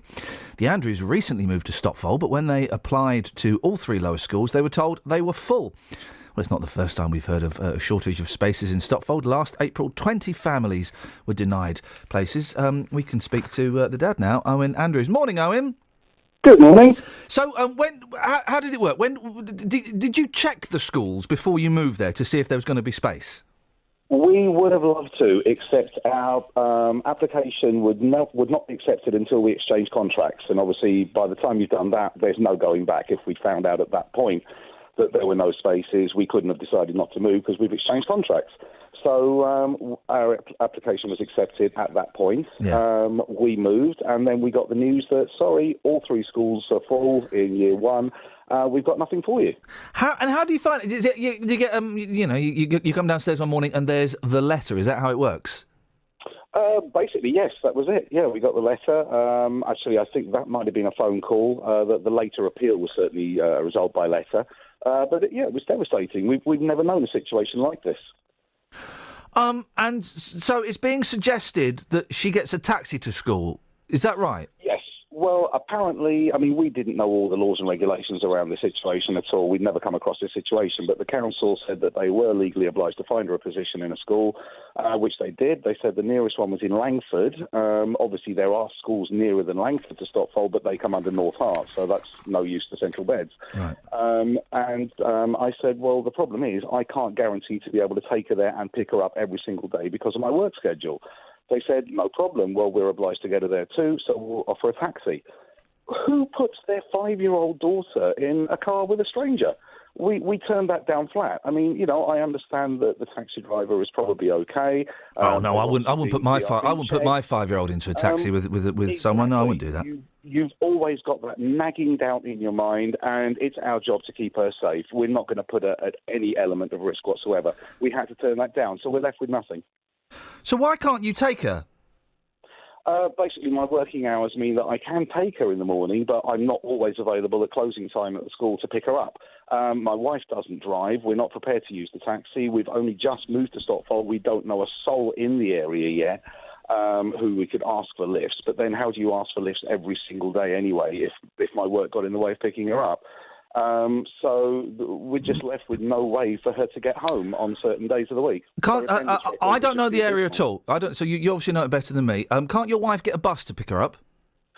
We would love for that to happen. We looked into that. The first bus that would get us from Stotfold to Langford would get there at lunchtime, I think it was about 1:15 in the afternoon, and the only bus to get her back would be half an hour later. So, yeah, if she was happy to go to school for all of, let's say, by the time you've walked from the bus stop to the school and then back to the bus stop again, maybe 20 minutes a day, that would work. So there are no other buses that could work? There are no other buses that we've managed to find that would work, no.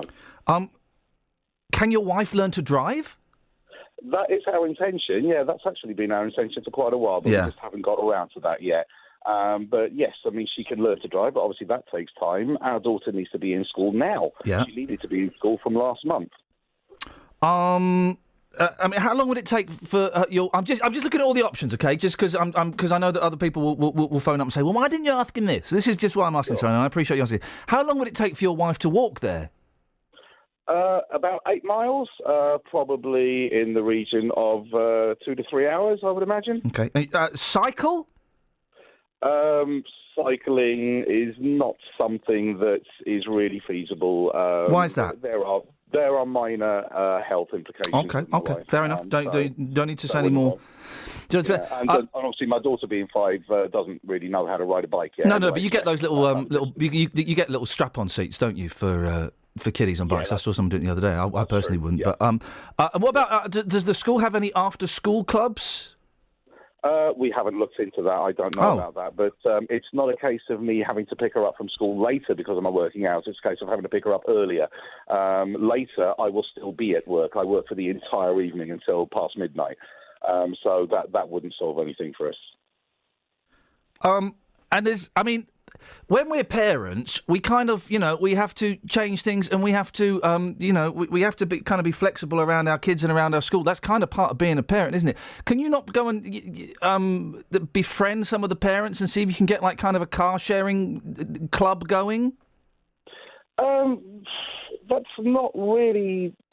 That's something that's very difficult to do. I mean, Why? It's not, is it? You just go up to the school and you say, "Listen, I'm really stuck. Is there anybody? Whereabouts do you live? Is there anywhere you go and glad hand people, don't you?" Yeah. But then, I mean, how many of the parents at that school have kids that live in, or how many of those families live in Stockport? I don't know. We just don't know. We'd have to go around and ask absolutely everybody. Yeah. And we'd be doing this not necessarily for our benefit, but for the benefit of the council, who. Well, no, Owen, no. You wouldn't be doing it for the benefit of the council. You'd be doing it for the benefit of your daughter. And we have to. You go around and you ask people. You take an afternoon. You maybe have a few flyers printed up. You go around and you say, "Hello, I'm Susie's dad, and we're in a little bit of problem. We live in Stockport." And you explain the situation. Go and talk to people. The point is, these people are still strangers to us. I mean, at least initially, a stranger is just a friend you've never met. So they say. But at least initially, in the early days, this would be no different to putting her in a taxi. These are people that we don't know. Okay. So, how often a week could you not pick up your daughter? It would vary according to the jobs that I have on, but it would average out to at least once a week, and some weeks twice. And it would mean having to pick her up at maybe noon or 1 o'clock in the afternoon in order that she has a way of getting home. But getting her to school and back again is not the only issue with us. There's also the case of that we wouldn't be able to necessarily attend any special events like sports days, that kind of thing. It's kind of, mate. If she was Owen, it's kind of that's kind of tough. There are loads of parents, with the greatest of respect, that there are loads of parents that can't attend school sports days. And I was lucky enough. I had a bit of holiday. I bunked off yesterday to go and see my youngest Harvest Festival. I'm not seeing my eldest Harvest Festival. I'm probably not going to see my eldest's Christmas show. That's life. But the point is, she's 5 years old. If there's any opportunity where we could do, then we'd like to. And if things are happening during the daytime when we're able to do this, we would like to be able to do this. But if she was taken ill, for example, how do we get her home? If I've already left for work, it can't happen. It can happen. If I got a phone call, right? I mean, I'm lucky. I work stupid hours. But if I got a phone call now saying your kid's been taken ill, I'd say, okay, Catherine, could you come and see? I'd go home. That's what we do as parents. When we get a phone call saying that the kid's been taken ill, we tidy up as many loose ends as we can and we go. When on occasion I can be anything from 30 to 50 miles away at the time, and as I say, my wife doesn't. Well, then they'll just have to wait they'll have to wait in the nurse's office. That's parenting. That's what all parents go through. That. It still doesn't make this situation right, though. That's my point. Doesn't make the situation right, and now we've got, and that's what we've got to. You're angry because you haven't got a school that's just around the corner. We're angry, and all this other stuff is kind of, We've moved to a town that has 3 lower schools. Yeah. And they are all full in my daughter's year. Yeah. And that's outrageous. Is apparently the only one on the waiting list for 2 of them that we know of.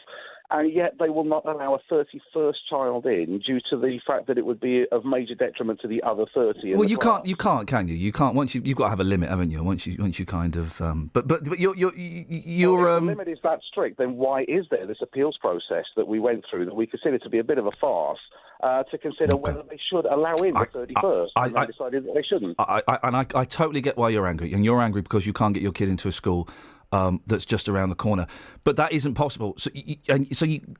We as parents, we kind of have to compromise. And I'm from what I'm hearing, Andrew, as a dad, and I realise I'm in a privileged position because I'm doing all right and I work silly hours, but it kind of feels like you're letting your anger and your resentment get in the way of your kid going to school. Absolutely not. No, we're still left in the position where we simply cannot get her home unless we use strangers to help us out and do that, which is the same situation as using the taxi that the council offered in the first place. So we're just not prepared to put her in that situation of any possible element of risk. Okay. What would you like to see changed, Andrew? What would you like to see done? What would be the ideal situation? Well, the absolute absolute ideal situation is we would like, I mean, from what we've heard, there's been a lot of new homes built in Stotfold over recent years, and we're now aware of a new development that's been proposed that is in fact going up right behind our house. Yep. And that's awaiting planning permission. There's a big protest against this, and one of the reasons against it is because of the infrastructure of Stotfold that can't support any more homes as it is at the moment. And this is one element of that infrastructure problem, is the lack of school places. And we're personally going through this now. Yeah. You know, how can they keep building new houses in a few years' time when they've built these houses and there's 100 more families living there? Where are those kids going to go? One final question, Owen. There are insufficient places. No, you're right, and this is a problem, nationwide. One final question, because I'm really late for the travel. Can't your wife go in the taxi with her? Well, that was off. Well, it wasn't offered. My wife asked if that would be possible, and they said yes, you'd be able to do that for 2 weeks only. After that, you would not be able to go on the taxi with her, and for those 2 weeks, you would have to pay for the return journey. Well, yeah. Well, she'd obviously have to repay. What's that going to be? 15, 20 quid? Well, she'd have to. Well, every single day. She'd have to. Day. She'd have to repay for the return for the. But you mentioned there was a bus back. Yeah, leaving at about 2:00 in the afternoon. So, I mean, I could pick her up at 2:00 in the afternoon. No, but then she could get. But then, no. But 3:30. Okay, all right. Listen, I appreciate your time. Keep in touch. Let us know how it goes. I wish you the very best of luck with that. 03459 455 555. Travel news for beds, cards, and bugs. BBC Three Counties Radio.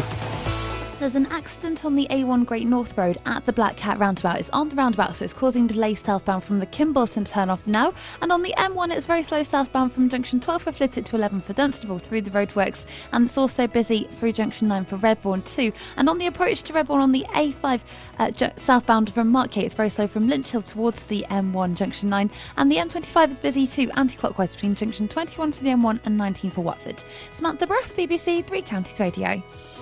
Across beds, hearts, and bugs. This is BBC Three Counties Radio.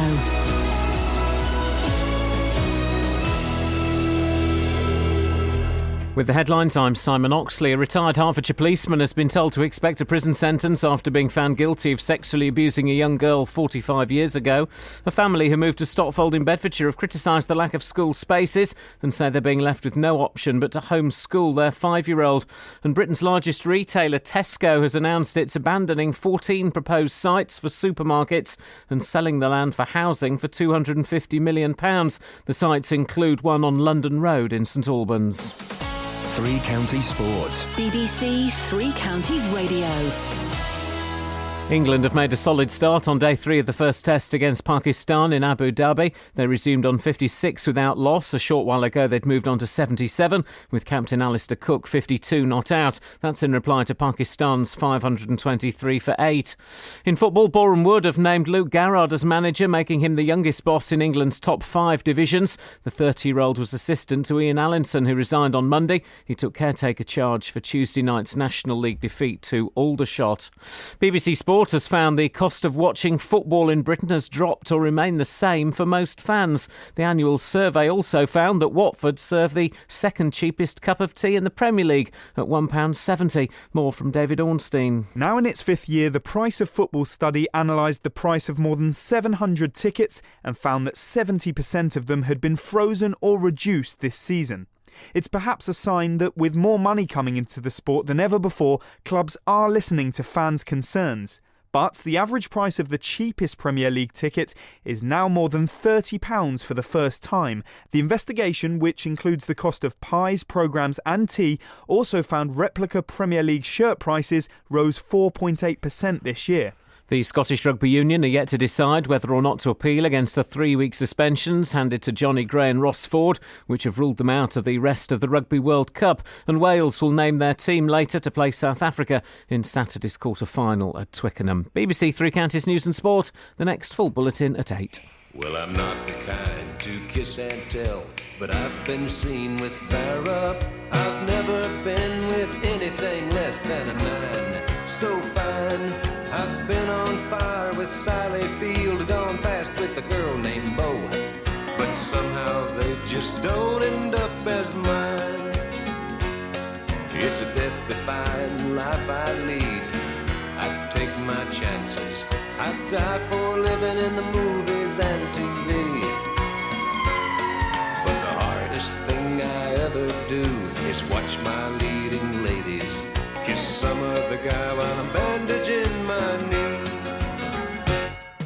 might fall from a tall building. I might roll a brand new car. 'Cause I'm the unknown stuntman that made Redford such a star.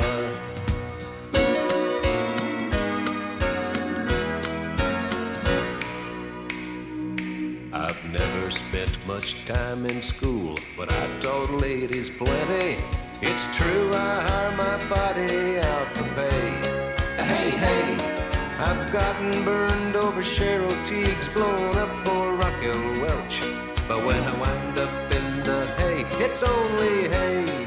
Hey, hey, I might jump an open drawbridge or Tarzan from a vine.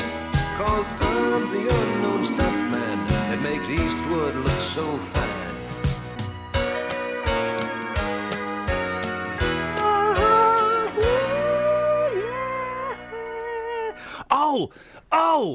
So I had a scammer phone me the other day. And it was a woman phoned up. Local, was she? If I send it to you, Kelly, could you? There's a little bit of swearing at the end. A little bit. Well, is it? I don't know if I'm not going to play it off my phone because I don't know if there's more swearing all over it. There's a little bit, yeah. Could you just? It's 4.5 minutes. Could you just bleep out the swearing for me? Sure, Would you be yeah, able to do that for me, player? Yeah. Or now that you know that your career at the BBC is over, have you kind of just given up? You just Not the rocking up? BBC. Sorry? I'm still working for the BBC. I'm so sorry. BBC yes, canteen, innit? Yes, she will be serving up the slop and the gruel to people at BBC Coventry and Warwickshire. And boy, oh boy, it don't get much lower than that. I wish you the very best of luck in your new tabard. Thanks. I've sent it to you, player, because I had a scammer phone me up. Well, I'll do the scamming thing in a minute. But there's a story in the papers today about scammers. And they're on the rise again. It's the Sun investigation into £52 billion Brit cyber fraud. Hackers took over this computer in seconds. And this is what they were trying to do to me. We'll come back to that in a second. Let's go to Pete. Morning, Pete. Good morning, how are you? I'm all right, fella. What you got? Right, I've been a taxi driver full-time since 88. You must be tired. Yeah, I haven't been to bed yet. Whoa. It's very common for us to take school kids, nursery kids, in. I would not put my 5-year-old unattended in a taxi, I'm afraid. Right, I'm now a granddad. Yeah. Most taxi drivers, all taxi drivers are now CRB checked. Don't matter. A lot of paedophiles are granddads. I'm not, being like, a lot of paedophiles are granddads. A lot of paedophiles have been CRB checked. I'm not putting my... while I didn't agree with a lot of what that gentleman was saying, the thing about putting a 5-year-old in a taxi with a stranger, ain't happening. Okay, back to what you even suggested. Why didn't the mum go? Yep. Oh, there are loads of... There's not... Kath, do you want to read... And I didn't want to be... I mean, that guy's in a predicament, and I totally empathise and sympathise with the family. Also, I think he's driving for one result, isn't he? Yeah, he wants his kid to go in the school round the corner from him, and of course you would. But when that's not possible, we look at compromise. There's not much support on the text side. Not that means anything, but Catherine, do you want to read some of the texts? Okay, this is what they're saying. Snuffers, wow, he really doesn't want his daughter at that school. This bloke wants the world to revolve around him, that's from Matt. There would be an escort in the taxi, suggests Robin Flittick. Would there be an escort in the taxi? You can have. Seems if inappropriate. you requested it, yeah. And who would that escort be? But then that's paying someone else, just let the mum go. That's a CRB checked lady normally who would go along. Okay. And that's more money to the council, local council. Why doesn't the mum Being get in the paid out. taxi? Why doesn't the wife get in the taxi? Those two anonymous. This guy sounds awkward. I think that gentleman, he had an agenda. He knows what he wants, and he wants his kid going to school. But I can understand, and no disrespect to you, Pete, and all of you, all of you lot. But I wouldn't put my 5-year-old boy in a taxi on his own. I'm sure Catherine wouldn't do the same with her kids either. No. It's safe. I mean, well, never you're know. safe. You're safe. Yeah. But then you get Dodge Pop Pete or Dubious Abdul or Mucky Steve. Yeah. You just don't know. You just don't know. And I'm sure it's safe. Of course, it's probably safe. Yeah. But I would feel very uncomfortable. I wouldn't do it. Here's the thing: from the mum's point of view, I would go with her, in the car. And I'd make my own way back because it's all part of, it's just the cost of being someone's parent. And if you can't drive, she needs to get that sorted out. Can I just say, My mum would have walked back. Yeah. And I know it's like 8 miles away. My mum would have walked back. If you do nothing else, why not? Or she would have hung around there all day. She would have gone and done, I don't know, and I don't mean to sound patronising, it was the 70s. She would have done a bit of shopping, or she would have, she would have done something. She would have done it to make sure I got to school. If she was driving, she'd have paid her own petrol, so just chalk it up to that. Pete, thank you very much indeed. My mum, the distances that not only my mum walked, that my mum made me and my sister walk. Mm-hmm. When we used to go to Slough, we used to park like about 2 miles out of Slough because it was free parking. Yeah. And then we'd walk into Slough. My upper school was 2 miles away from my house, so 2 miles in the morning, 2 miles back. Just stuff you do when you have to. And also, and I don't want to be harder than the guy because, they're struck. She's not been at school for a month, that kid. Yeah. The thing, I'm certainly not buying the line about why I won't get to sports days and shows. A lot of parents don't. I say I was lucky. I had a bit of holiday. If I don't turn up for work, I don't get paid. It's not holiday. I'm contracted to do a certain amount of shows each year, and I kind of choose those as and when I want. And I took yesterday off. I went and saw my youngest Harvest Festival. There weren't that many dads there. Again, it's like I don't want to sound sexist, but it's the truth. There weren't that many dads there. Certainly not all of the parents of the kids were there. These were 5, 6-year-olds. 3 and 4-year-olds. A lot of grandparents went there. Do you know what? I feel rubbish that I don't take my kids to school every morning, but at least I can pick them up. There are some parents who can't do either. So, none of us have got it ideal. That's what happens when you're paying 50-50 on a mortgage. And when you're a parent, you make compromise. I don't know. Am I being too harsh on that guy? I knew it could go one way or t'other, and I really didn't want to be too harsh. And I just found myself I'm very argumentative. I've discovered. I think I'm argumentative, Jamie. I think you might be. I think you might be. Really? No. What are you talking about? I want to apply for Kelly's job, mate. Sorry? I want to apply for Kelly's job. Okay, you need to say Jelly's cob. Same thing. Okay, what you call it? Okay, all right. Wait, how tall is he? Doesn't matter, obviously. He's only wee. Okay, right. Okay, let's. One of the things. What are your coffee making skills like? Not bad. Same. Okay, fair enough. Yeah, Same. same, If yeah. anything, better. Better, yeah. How's your spelling, Jamie? Okay. Oh dear. That's a minus. All right. Okay. Listen. So I'm phoning up. I'm a caller, and I'm going to go on the Iain Lee show. Good morning, caller. No, it's morning player. That's what she usually says. Exactly. Stop being an idiot. I want to get on the air now. Off you go. He's good. He's good. It's fair That's play. exactly how it goes. He's got it. Okay. When can you start? Monday.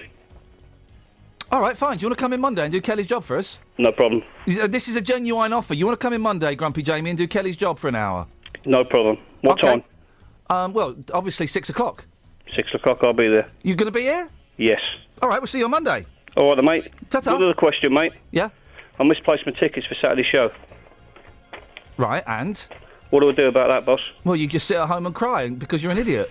I don't think so. I'm sitting on the front row, mate. So I need to find some tickets somewhere so I can abuse you.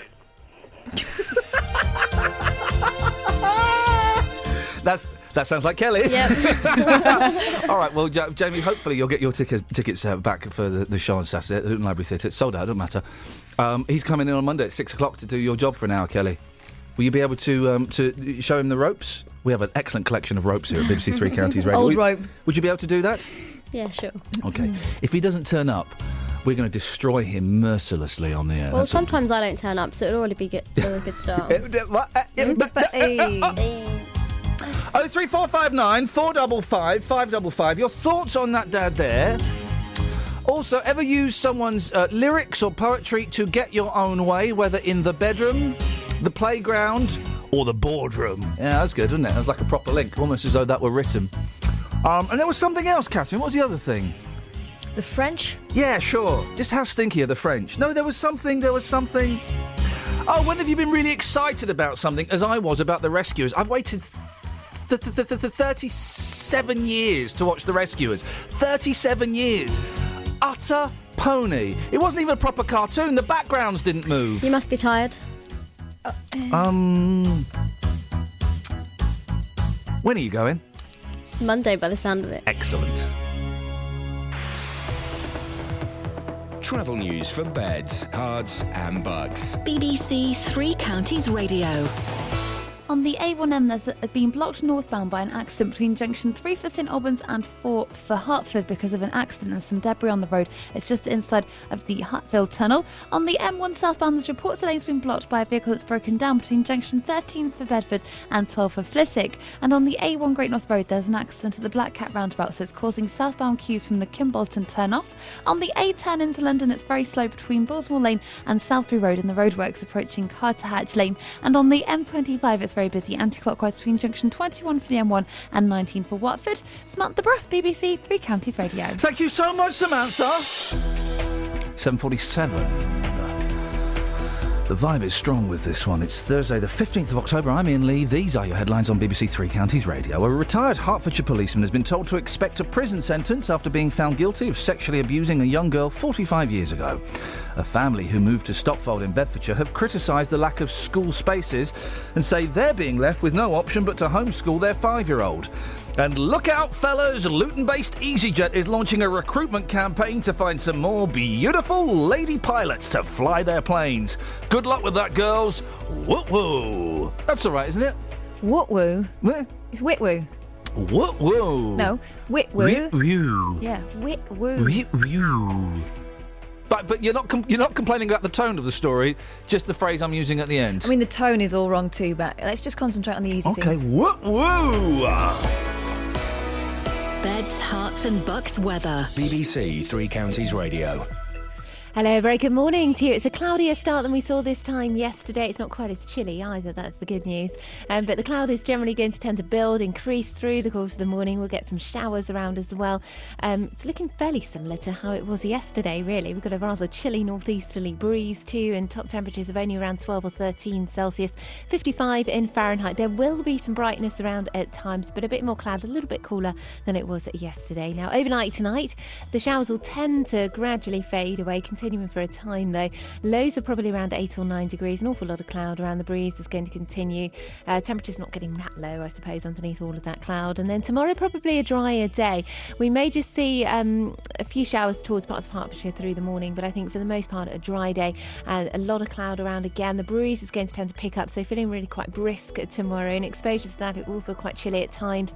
Highs of, again, only around 12 or 13 Celsius. Some brightness about at times, maybe even a few spells of sunshine, but an awful lot of cloud, and not a lot is going to change over the weekend, but we will see the risk of some showers. Again, that's the forecast. Thank you, Elizabeth. Sit back and relax. I want to tell you a story. Tomorrow, our short story season launches here on BBC Three Counties Radio. The sunlight suddenly shone too brightly.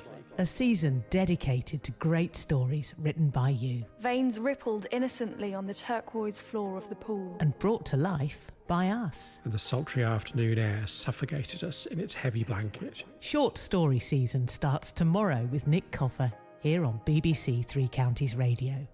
Okay, so we were speaking to that dad about the school. Most people kind of think that he's wrong. And he should compromise more. Pete's emailed, "Morning, Ian. I think you're being too hard. All this chap wants is what every other ratepayer in his vicinity is getting, a local school. To ask him to taxi or reach a compromise to get his kid to a school 8 miles away is wrong. It's not his fault. He shouldn't have to be having to bend over backwards to cover for the council's inadequacy. I before E, infrastructure before expansion. If you put up more houses, you need more schools. Give the guy a break and beat the council up. Have a nice day, smiley face, Pete." Yeah, I mean, in an ideal world, that would be the situation. We'd all have a primary school round the corner from us, and we could, stand at the end of our path and wave as the kids walked off to school on their own.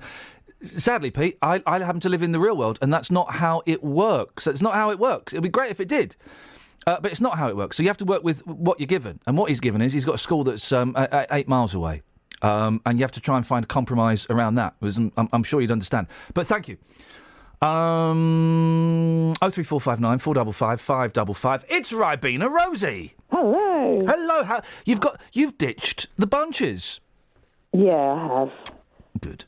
I think I only ever had those once for a show that I was in. What show were you in? Oh, it was a sort of compassion concert to raise money for a charity called Compassion.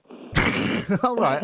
And what do they offer? Compassion? Oh, nice. Yeah, they sponsor children, basically. Oh, okay. Well, good luck to those guys. And But why did you need bunches for that? Are bunches more compassionate? Playing the part of a 7-year-old girl. Blimey, okay, flipping heck, Singing wowzers. tomorrow. Yeah, okay, flipping heck. Tomorrow, the sun will come out tomorrow. Betcha. They remade Annie, didn't they? Like with a hip hop beat. Oh, ghastly! Don't tell me. Who was in it? Was it Jamie Foxx that was in it? Yeah, it was. I've seen it. Who was it? Jamie Foxx. Jamie Foxx. And and who else was in it? That's kind of it. Basically, it was Black Annie, wasn't it? It was the kind of Modern, and he was modern. And it He's just kind of a cross between Daddy Warbucks and Jay-Z. Yeah, I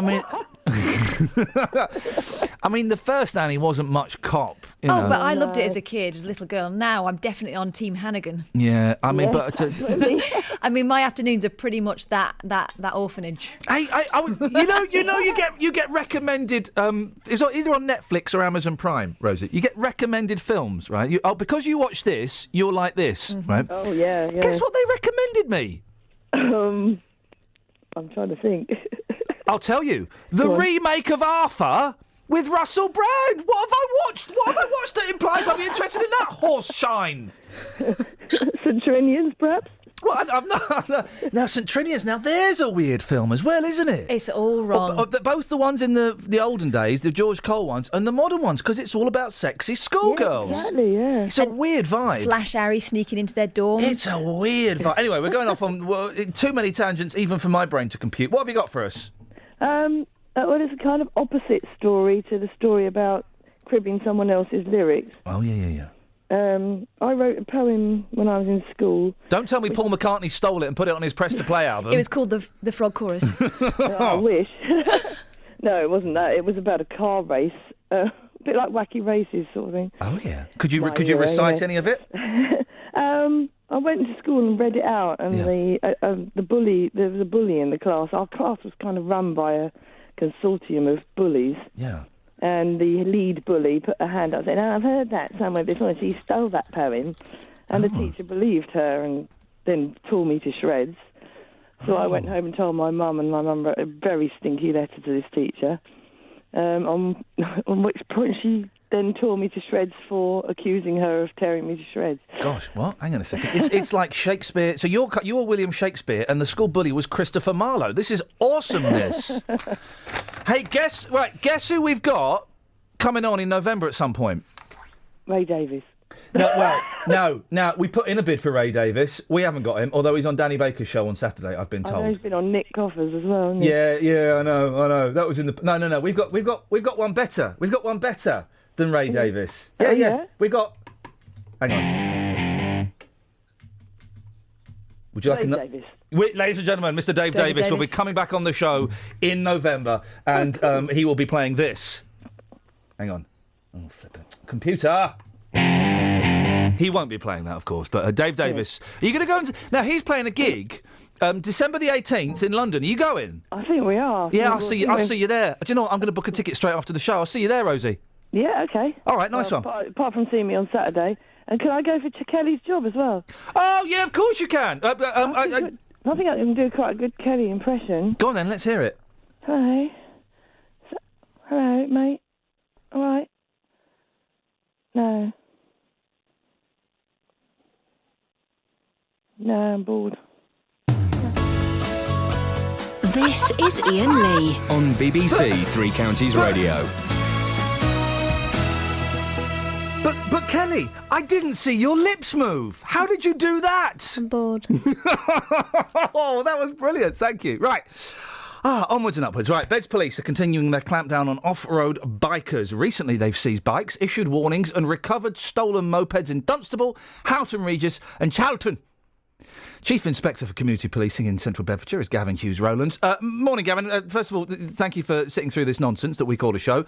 You have been doing a lot of work on this. What exactly has been going on behind the scenes? Well, daily business as well as the high-impact operations, Ian, and the last one we did, the figures that you mentioned there were as a result of an operation we did approximately 2 weekends ago. Yeah. And we had some good results. We seized a number of vehicles. We issued Section 59 warnings, which basically is a warning to the user of a motorcycle in antisocial behaviour manners. That if we see them doing such a thing again, then we take the bike and seize it and crush it. So yeah, some good high impact days. The community were really pleased to see us out. And this is one of those operations, and I know this has been going on for a while, and where people, we've heard from people in these areas saying, do you know what, actually, the situation has improved considerably. This is having a proper effect, isn't it? Yeah, I've been very pleased with it, Ian, and I think the easiest way to measure it is by the views and the voice of the community, and I'm getting less and less complaints coming through my door, which is an indication things are working. I always knew it was going to be a slow burner because we've got to change people's attitudes out and about, and we're getting better intelligence coming in from members of the community identifying these kids, and we're able to follow that up on a daily basis. Is it frustrating, though? Because, you know, say you want to go out solving proper crimes.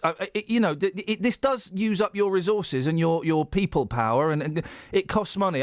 Is it frustrating having to deal with idiots like these? It's massively frustrating, Ian, and, you know, as you say, yeah, we'd like to be catching people that are committing crime that cause real harm to people. However, the problem with this is it's not like skateboarding used to be quite antisocial in towns and squares years and years ago. These people are using powered motor vehicles, and they obviously cause a danger by their very nature. So we really can't ignore it, and we've got to sort of clamp down on it. But it is frustrating, yes, absolutely. Is the slight shadow on the story? Is it one of those things where you go to one area and clamp down, and then it kind of moves 2 miles down the road? Have you found that, or have you found that people are getting the message? No, I think generally speaking, it's a matter of whether we can focus on the areas that are most prevalent. If we're going, for instance, to Houghton Regis, we're doing a blitz there. We're Section 59ing a lot of people. We're speaking to them. We're going around their houses. They tend to get the message. We then move over to the areas that aren't quite so noticeable and do things there. I mean, we're moving around some more rural areas as well, where people are using it in fields, etc., that are still causing nuisance. But it takes a while. Yeah. It's a national issue, and it's taken us a while to get across the whole of Central Bed. Gavin, it's great to have you on with a bit of good news. I really appreciate your time this morning. Thank you very much. Thank you very much, Ian. There we go. Thank you very much. Chief Inspector for Community Policing in Central Bedfordshire, Gavin Hughes-Rowlands. Where are we? Blimey, look at the time. BBC Three Counties Radio. Let's get the trav. Travel news for beds, cards and bugs. BBC Three Counties Radio. There are delays on the A1M northbound from junction 4 for Welwyn Garden City to 3 for South Hatfield and St Albans because of an accident earlier involving a car, and the traffic was held for 10 minutes just before 8 o'clock, but it's looking like it's moving again now, but just very slowly. And on the A1 Great North Road southbound, there are delays heading towards the Black Cat roundabout because of an accident there, which means it's partially blocked and causing delays from the Kimbolton turn-off. It's also very slow northbound on the Great North Road from Tempsford towards the Black Cat roundabout. On the M1 southbound, there's reports the lane's been blocked by a breakdown between junction 13 for Bedford and 12 for Flitwick. Samantha Bruff, BBC Three Counties Radio. Thank you, Sammy. She's good, Sammy, isn't she? She's good. Right, when have you ever palmed off someone else's lyrics or poetry as your own? And what have you been massively excited about, only to find out it was a load of old rubbish? Local and vocal across beds, hearts and bucks. This is BBC Three Counties Radio.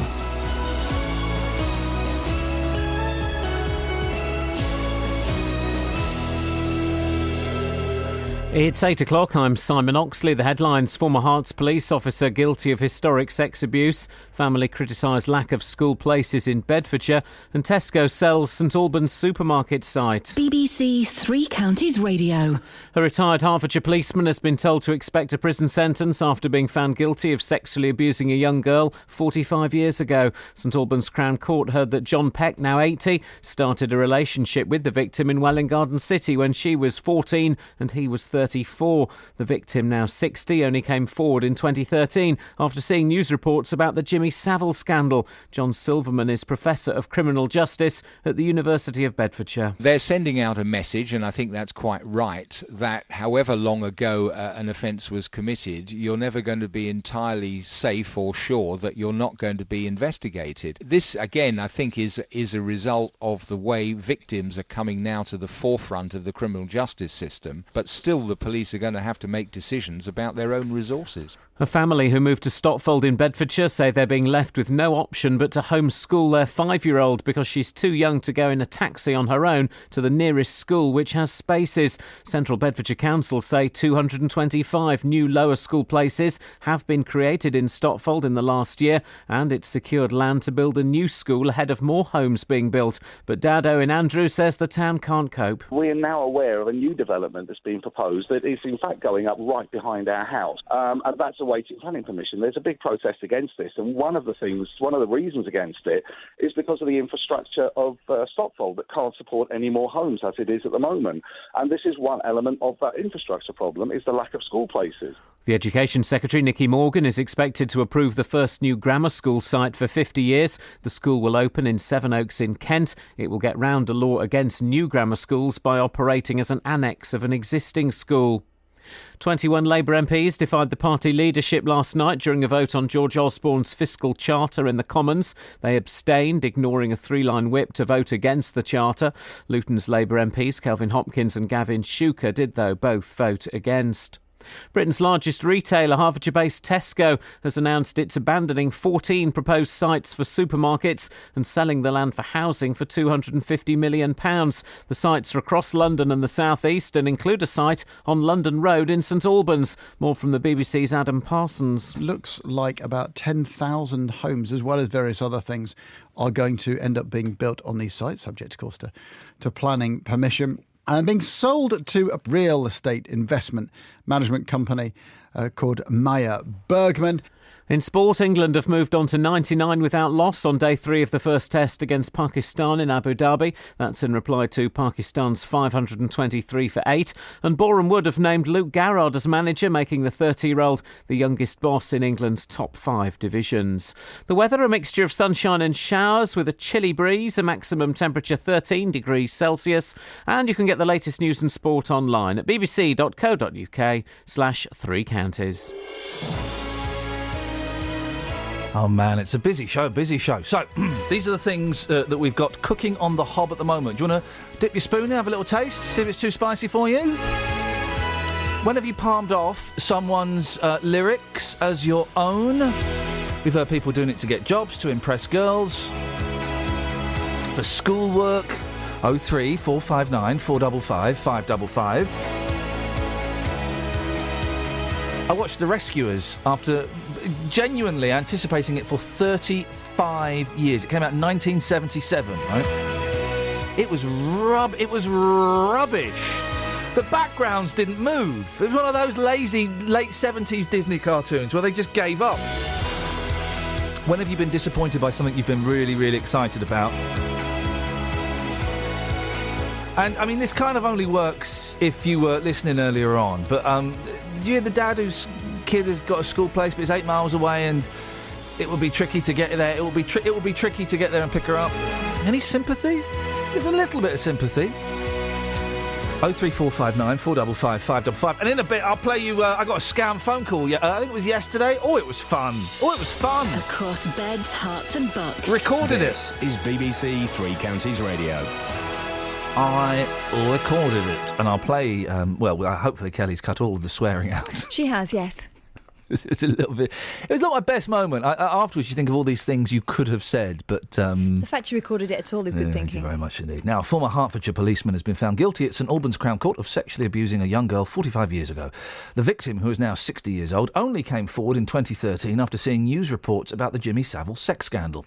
In the last hour, we heard from John Silverman, Professor of Media and Criminal Justice at the University of Bedfordshire. Well, now it's Gabrielle Shaw, Chief Executive of the National Association for People Abused in Childhood. Morning, Gabrielle. There are some people who might suggest, well, this happened 45 years ago. She was 15. Why are we pursuing an old man? Good morning. Well, the answer to that one is because it's not historic for the victim. Yes, it happened a long, long time ago, but that doesn't mean anything when you're living with it for your whole life. So, and that's the reason, and to get justice, that's the reason that we pursue it and should be pursuing it. police resources, and I'm kind of playing devil's advocate just to put my cards on the table, Yeah. but, it's kind of not my job. But, police resources are stretched. There's no evidence that this guy did this to anyone else. It was, could be a one-off. Why is it so important for A, society, and B, the victim, that this person gets prosecuted? There's a couple of answers to that. First, for society, I think we need to recognise how much that we failed our victims and survivors in the past. We know that when survivors tried to come forward years ago, they weren't believed. They were thought of fantasists, of liars, etc. So we've got to right that wrong, and I think that's why the police have acknowledged their failings in the past, and that they're putting the resources now to try and treat survivors and treat victims and do the proper investigations that should have been done years ago. And for the victim as well, it's important to maybe flip that on its head slightly. This man evaded justice for over 45 years. He presented himself as a decent man when, if people had known his behaviour in the past, his life would have been very different. His victim has paid the price for 45 years, so why should we feel sorry and give that kind of benefit of the doubt to the abuser now? Have you read? I tell you what I'm reading at the moment. I got it from the library. It's a fascinating and excellent read, and it's really making me think about my ideas around all this stuff. Have you read the Paul Gambaccini book? No, I've heard of it. Yeah, that's on my to reading Yeah, list. it's good. It's good actually. He's writing very honestly and openly. Basically, he kept a diary for the whole year. He was under investigation under Operation U-Tree, where he was accused of abusing two young lads, I think between the ages of 14 and 17. Found not a shred of evidence about it, not one piece of truth. They were fantasists and not guilty in the slightest.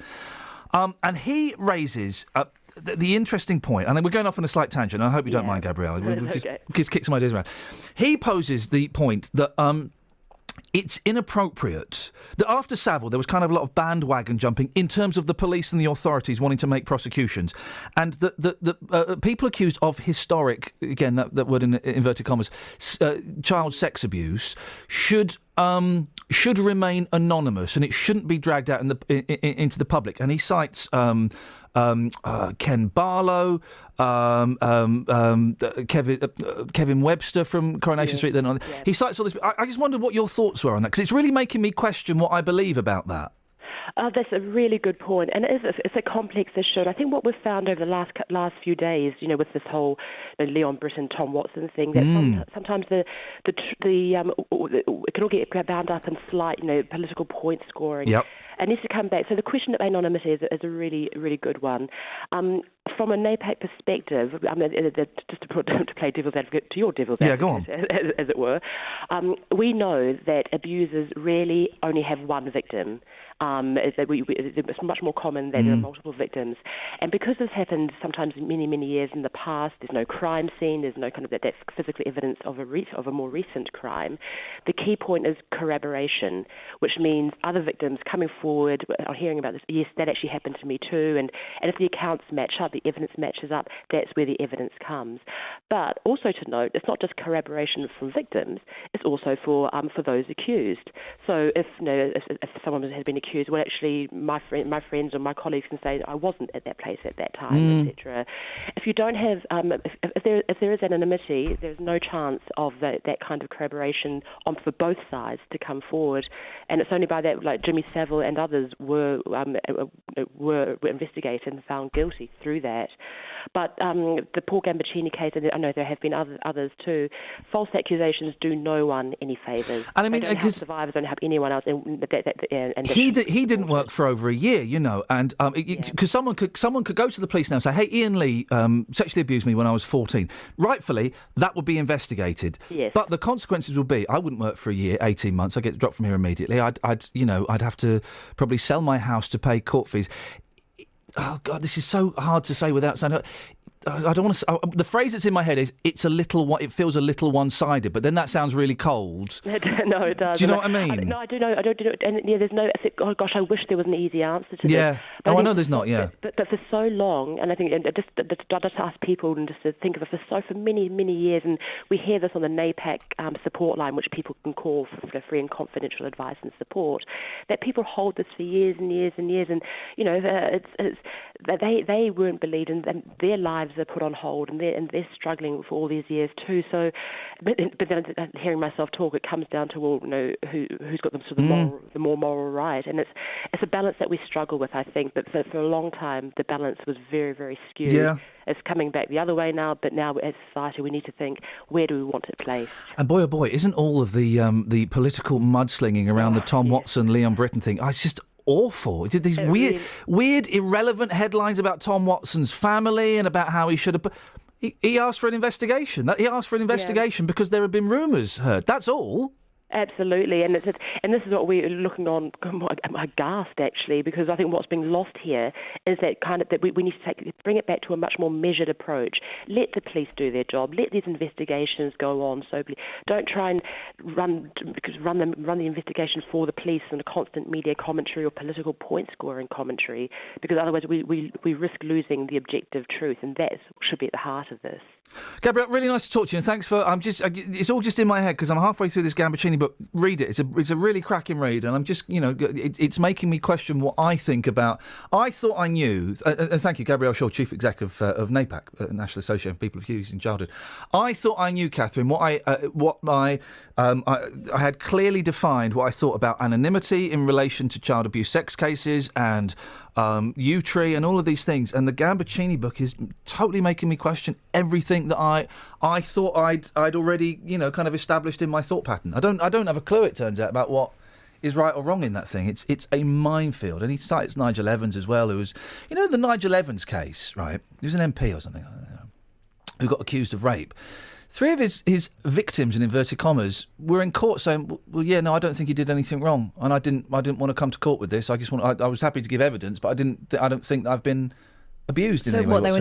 They were nudged towards court. The police said, according to Gambo's book, the police said, "Yeah, we'll decide whether a crime's been committed or not." It's incredible. It's such a good read. I'd love to get him on, but I'm sure he's busy, looking at the American charts from 1973 and listening to Tavares. It's such a good book. I would lend it to you, but that would be like subletting my council flat. So unfortunately, I'm unable to do these things. 03459 455 555 is the telephone number. Oh, Pat in Houghton. I thought Pat in Houghton Regis has said the bike things was getting better. He says it's getting worse. The off-road motorcyclists are still out and about in Houghton Regis, and I don't now bother to phone the police. Well, you should phone the police, Pat. The fellow we had on said they're getting less phone calls. They don't know if you don't phone them. Why did the police give the offenders a warning? They're also committing traffic offences. Do your job, Beds Police, for a change. I thought. Well, they can only do that if you phone them. You got to phone them, mate. You got to phone them, innit? Instead of phoning up Roberto and I've heard that trail, Pat. Yeah, we know you've been seeing someone else. I know what you get up to in your spare time, Pat. You listen to the Roberto Perrone Show on BBC Three Counties Radio. Any other texts before? Yeah, we've got some going back to the school story that we discussed earlier on. The chap who's moved to a new place, Stopfold. There are 3 lower schools in the area. Name, yeah. He can't get a place for his daughter at any of them. She's been given a place 8 miles away, and the councillor said she can have a taxi there. She's 5 years old. I wouldn't put a 5-year-old in a taxi on their own. Not at all. No, I wouldn't either. Some suggestions here. Carol from Watford. The mother can become the passenger assistant for the taxi company that takes her child and also get paid for it. At least that's what happens in Hertfordshire. She can do the job as long as her child's the only one in the taxi. If more kids, then she'll need DBS checking. That's from Carol in Watford. And Janet says, we would all like to have everything at our fingertips, but we have to compromise, says Janet. If I got a phone call now saying, Mr. Lee, I mean, the youngest starts school now, eldest starts school now, saying, Mr. Lee, we can't get hold of your wife and your boy is sick. Well, I would, happened to me on Monday, didn't it? Well, exactly. Any decent employer would go, all right, off you go, and you come and sit in here, and that's kind of what happens. And I'm 40 miles away. I'm 40 miles away from my boy right now, but I'd go and I'd do it. I'd say, all right, well, you keep him in the nurse's room, or you keep him in the headmaster's office. They don't kick them out, do they? Sorry, you're contaminated. Out you go. You find them slumped by the school gates with vomit running down their chin. It doesn't work like that. Right, BBC Three Counties Radio. Let's get the travel. Travel news for beds, cards and bugs. BBC Three Counties Radio. It's slow on the M1 southbound because of an accident between junction 15 from Northampton and 14 from Milton Keynes. It has been reopened, but it is still very busy. And the A1M is very busy northbound after an accident happened at junction 3 for St Albans towards junction 4 for Welwyn Garden City. It's very slow through there, although all the lanes are open again too with the accident on the hard shoulder. On the A10 into London in Enfield, it's very slow from Baltimore Lane towards Southbury Road towards the roadworks at Carter Hatch Lane. And the A1 Great North Road is still very slow because of it being partially blocked on the Black Cat roundabout. That's causing southbound delays from the Kimbolton turnoff, and also it's very slow from Roxton towards the Black Cat roundabout. And on the train departure boards, there are no reported problems at the moment. Samantha Ruff, BBC Three Counties Radio. Thank you, Sammy. 8:16. Thursday the 15th of October, I'm Iain Lee. These are your headlines on BBC Three Counties Radio. A retired Hertfordshire policeman has been told to expect a prison sentence after being found guilty of sexually abusing a young girl 45 years ago. A family who moved to Stopfold in Bedfordshire have criticised the lack of school spaces and say they're being left with no option but to homeschool their 5-year-old. And Tesco has announced it's abandoning 14 proposed sites.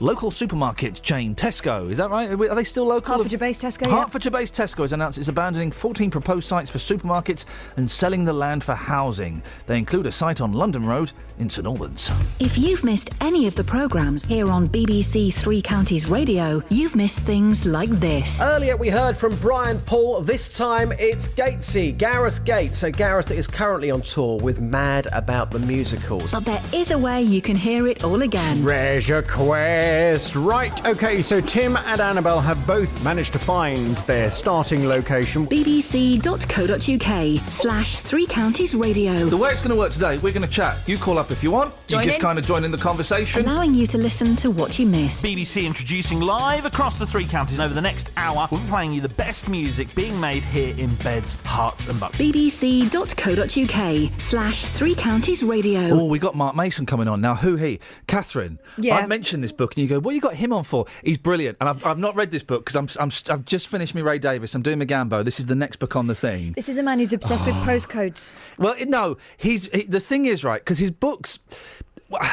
This is the third book that I'm aware of that he's written, and you kind of look at it and you go, but they're brilliant. The first one was I can't sell it.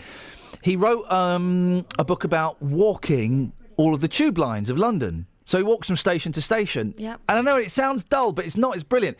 The second book, which was a tour de force, and he can put that on the paperback edition if he wants. Tour de force, Iain Lee. Was him travelling from Land's End to John O'Groats on buses, not like coaches, on Apple coaches, on buses, like getting the proper, with numbers on. With numbers on. And it's brilliant. It's brilliant. His poor wife. Anyway. His poor wife, or she's glad to have him out of the house. He's now written a book about postcodes. And it's honestly, he's brilliant. Trust me. Well, I'll have to. Thank you very much indeed. 03459 4. Anyway, he's coming on in a little bit, is the point I'm trying to get to. Now, a family from Bedfordshire say they'd rather homeschool their 5-year-old daughter than send her on her own in a taxi to the nearest school that's got places. Owen and Annette Andrews say they were left with no choice after moving to Stopfold and finding there was no space at the 3 lower schools in the town. Central Beds Council did offer to pay for a taxi to take their daughter to a school 10 minutes away, but they say she's too young to travel alone. And you know what? I completely agree. It's not the first time we've heard of a shortage of spaces in Stopfold. Last April, 20 families were denied places. Let's speak to Graham Lawler. He's a former teacher and a broadcaster on education issues. I wouldn't put a 5-year-old in a cab on their own, Graham. No, nor would I. I think it's a ridiculous idea. The problem is there aren't enough school places, are there? And we can all huff and we can puff, but that's not going to change anytime soon, is it? No, but they've had 5 years. These politicians, these people in charge, this child has been alive for 5 years. Right? Now, there is an argument, in all fairness, that says, well, we've also got immigrants coming into the country from Europe, and that has had an effect on public services, and it has. But the fact of the matter is, we've known these children are there. Yeah. We're now in a situation with primary and going into secondary where we've got bulges going through. We're talking now about having secondary schools of 16 form entries. They're going to be huge warehouses.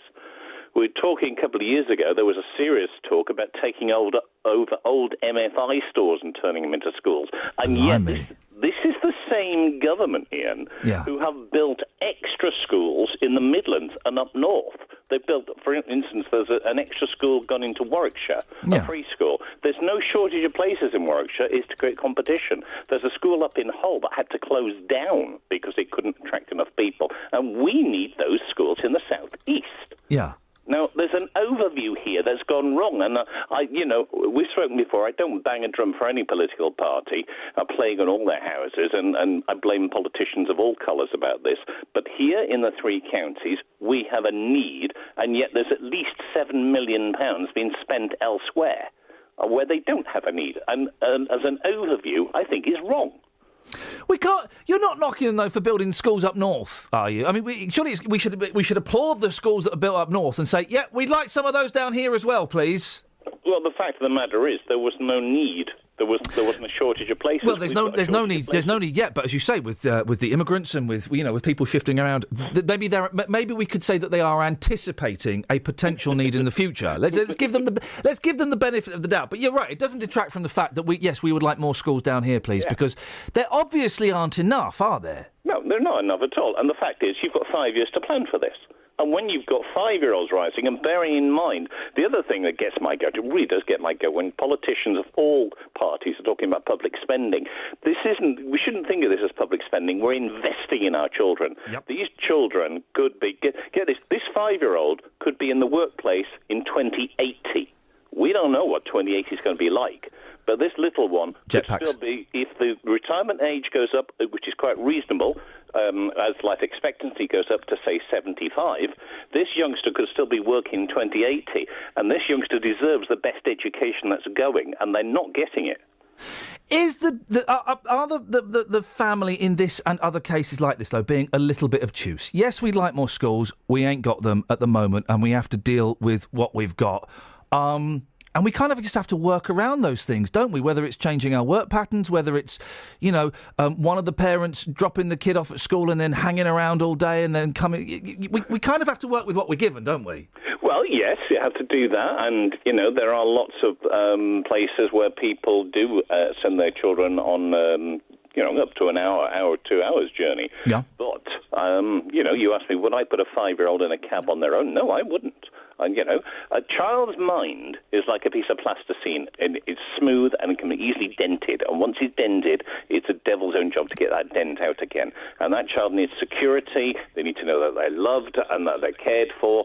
And putting them into a cab and sending them off somewhere else can be traumatic. If there's somebody travelling with a child, maybe that's different. But the fact comes back to this is poor planning, and that means that the people in charge need to be held accountable. This isn't good enough. And homeschooling's rubbish, isn't it? Well, not necessarily. It can be, depends. The point is that people get wrong. People say, the law says you have to go to school. It doesn't. The law says you have to have education. Yeah. And that means you can teach your children at home. You're quite legally entitled to do so. But you can also be inspected at home, and you can be found wanting. You can have inspectors come round to see what provision you are providing for your child. And not healthy for, I wouldn't have thought it's healthy for the kid, because part of school is not just about sitting there with your books and learning your maths. It's like going out in the playground and getting into scrapes and playing games and using fantasy. And, that's what school is about as well, isn't it? It's socialisation. It's actually getting used to working with other people, and growing up with people of the opposite sex is another part of it. Now, what the homeschoolers do is they come together. They have like camps away, and they argue that they deal with the socialisation issues that way. Yeah. But there's a big homeschool movement across England, and it's growing in popularity. They don't necessarily take exams; they produce coursework and things like that, and they then go off. And there's clear evidence of kids who've gone off and gone through university and got good degrees from homeschooling. So, but they're weird kids, though, aren't they? They're weird kids. Come on, Graham. No, I'm not being unfair. I'm being unfair. Graham, listen, it's great to talk to you. Thank you very much. I appreciate your honesty. Graham Lawler, former teacher, broadcaster on education issues. 03459 455 555. So I was at home. It was 2 days ago. The phone rang. I was trying to have a cheeky little dose. The home phone rang. Nobody knows my home phone number. Not even this guy. Do you know it? Yeah. I don't know it. I've got it under on my phone as home. I don't know what the number is. I phoned you up the other day to try and help with a security problem with your computer. So I got this phone call, right? And the first thing I did was I told the woman to F off. Because it was obviously a scam. I said, F. She went, sorry, what did you say? And I went, oh, hang on a minute. I'm just going to go to the bedroom and record it. So this is what happened yesterday. And I pray to God that Kelly's bleeped all the swears. My name is Janet Lewis, and I'm calling you from the IT department of the Tech Helpline. Our company name is the Tech Helpline, and we are the security and the service provider for all the Microsoft and Apple platform computers. Okay, yeah. What can I do for you today?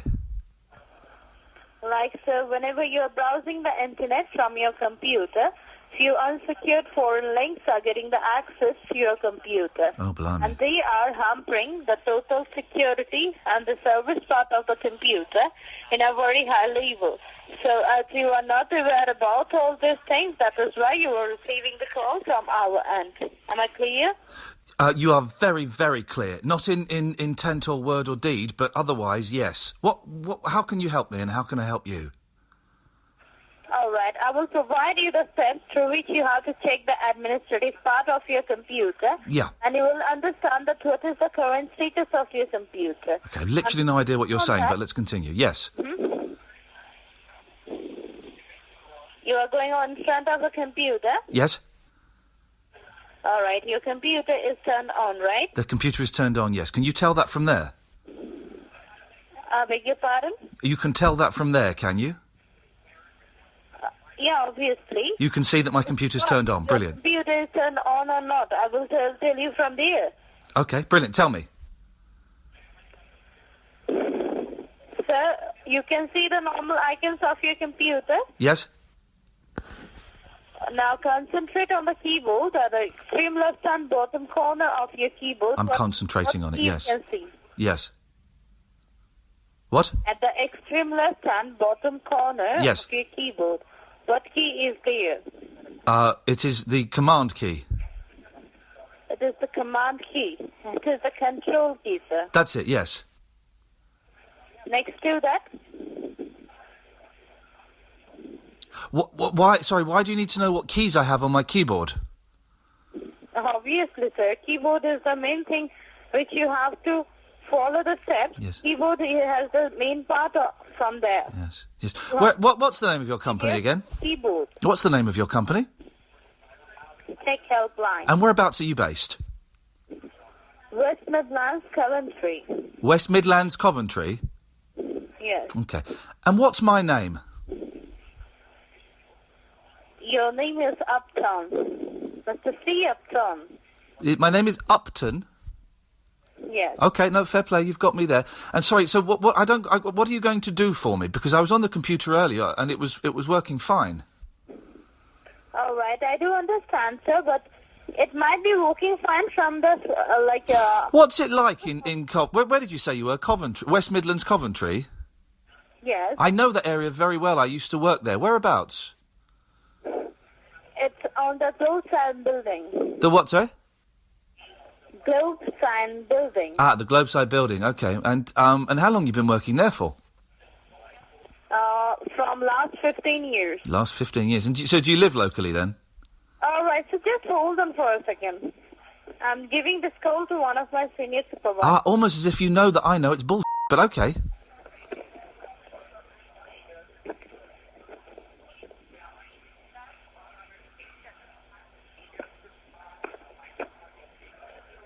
Hold on. Hello. Hello. A very good afternoon, sir. Well, my name is Sean. I'm one of the senior technical supervisors. Ah, Now, can you just fantastic. let me know, what exactly can you see on your computer screen right now? Whereabouts are you based, Sean? Well, we're based out of Cambridge. Oh, because the last lady just said that you were based in West Midlands, Coventry. Who said that? The lady we just spoke to, and she just said that she'd been working there for the last 15 years. It's almost, Sean, and you'll forgive me for this, it's almost as if you're all talking out of your asses, and this is bull, and this is just a scam to rip off... I'm going to go there and shove it up your all right? Now hang up the call. No, you hang up. You call me, Sean. Sean? Sean? Sean hung up. Travel news for beds, cards, and bugs. BBC Three Counties Radio. There are delays on the M1 southbound from junction 15 from Northampton to 14 from Milton Keynes because of an accident. All the lanes are open again, but it's very slow still. And the A1M northbound is very busy too from junction 4 for Welwyn Garden City, 3 for St Albans because of an accident that happened earlier. On the M25, it's slow from junction 21 for the M1 to 15 for the M4. And in Beaconsfield on Amersham Road, it's busy from Bartrolls Lane to the A40 London Road. And the A10 is slow southbound through the roadworks from Balsmore Lane to Southbury Road because of the roadworks at Carthatch Lane. On the train departure boards, there are no delays showing up at the moment. Samantha Bruff, BBC Three Counties Radio. Across beds, hearts, and bugs. This is BBC Three Counties Radio.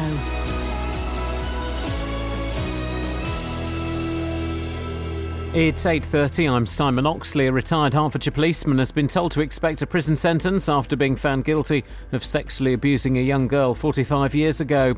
A family who moved to Stotfold in Bedfordshire have criticised the lack of school spaces and say they're being left with no option but to homeschool their 5-year-old.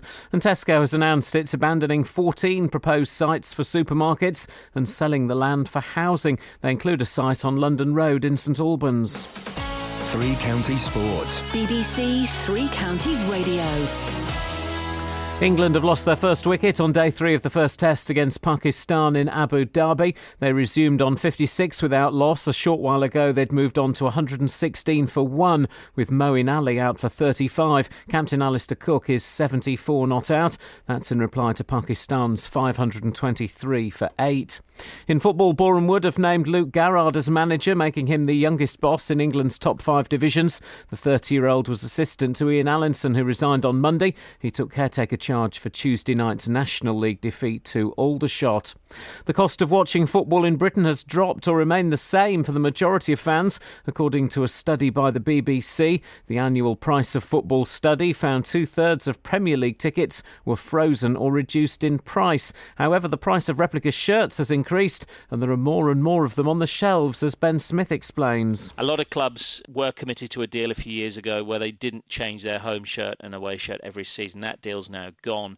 So over the last 12 months, 50 new shirts have come out in the Premier League. That's every single club changing their home and away shirt, and 10 of them changing their third shirt. The Scottish Rugby Union are yet to decide whether or not to appeal against the 3-week suspensions handed to Johnny Gray and Ross Ford, which have ruled them out of the rest of the Rugby World Cup. And Wales will name their team later today to play South Africa in Saturday's quarter-final at Twickenham. BBC Three Counties News and Sport. The next full bulletin is at 9. This is Iain Lee on BBC Three Counties Radio. Ah, your boyfriend. That's nice to know. 03459 455 555 is the telephone number. If you want to give us a call, then you're more than welcome to. Now, Catherine. Yeah. You honestly, this is going to be this was a tough sell. And when I said no, I'm going to say it. I'm going to say this out on the air, because when I said I want to get my friend Mark on, you're like, oh, really? Well, it's the way you tell him.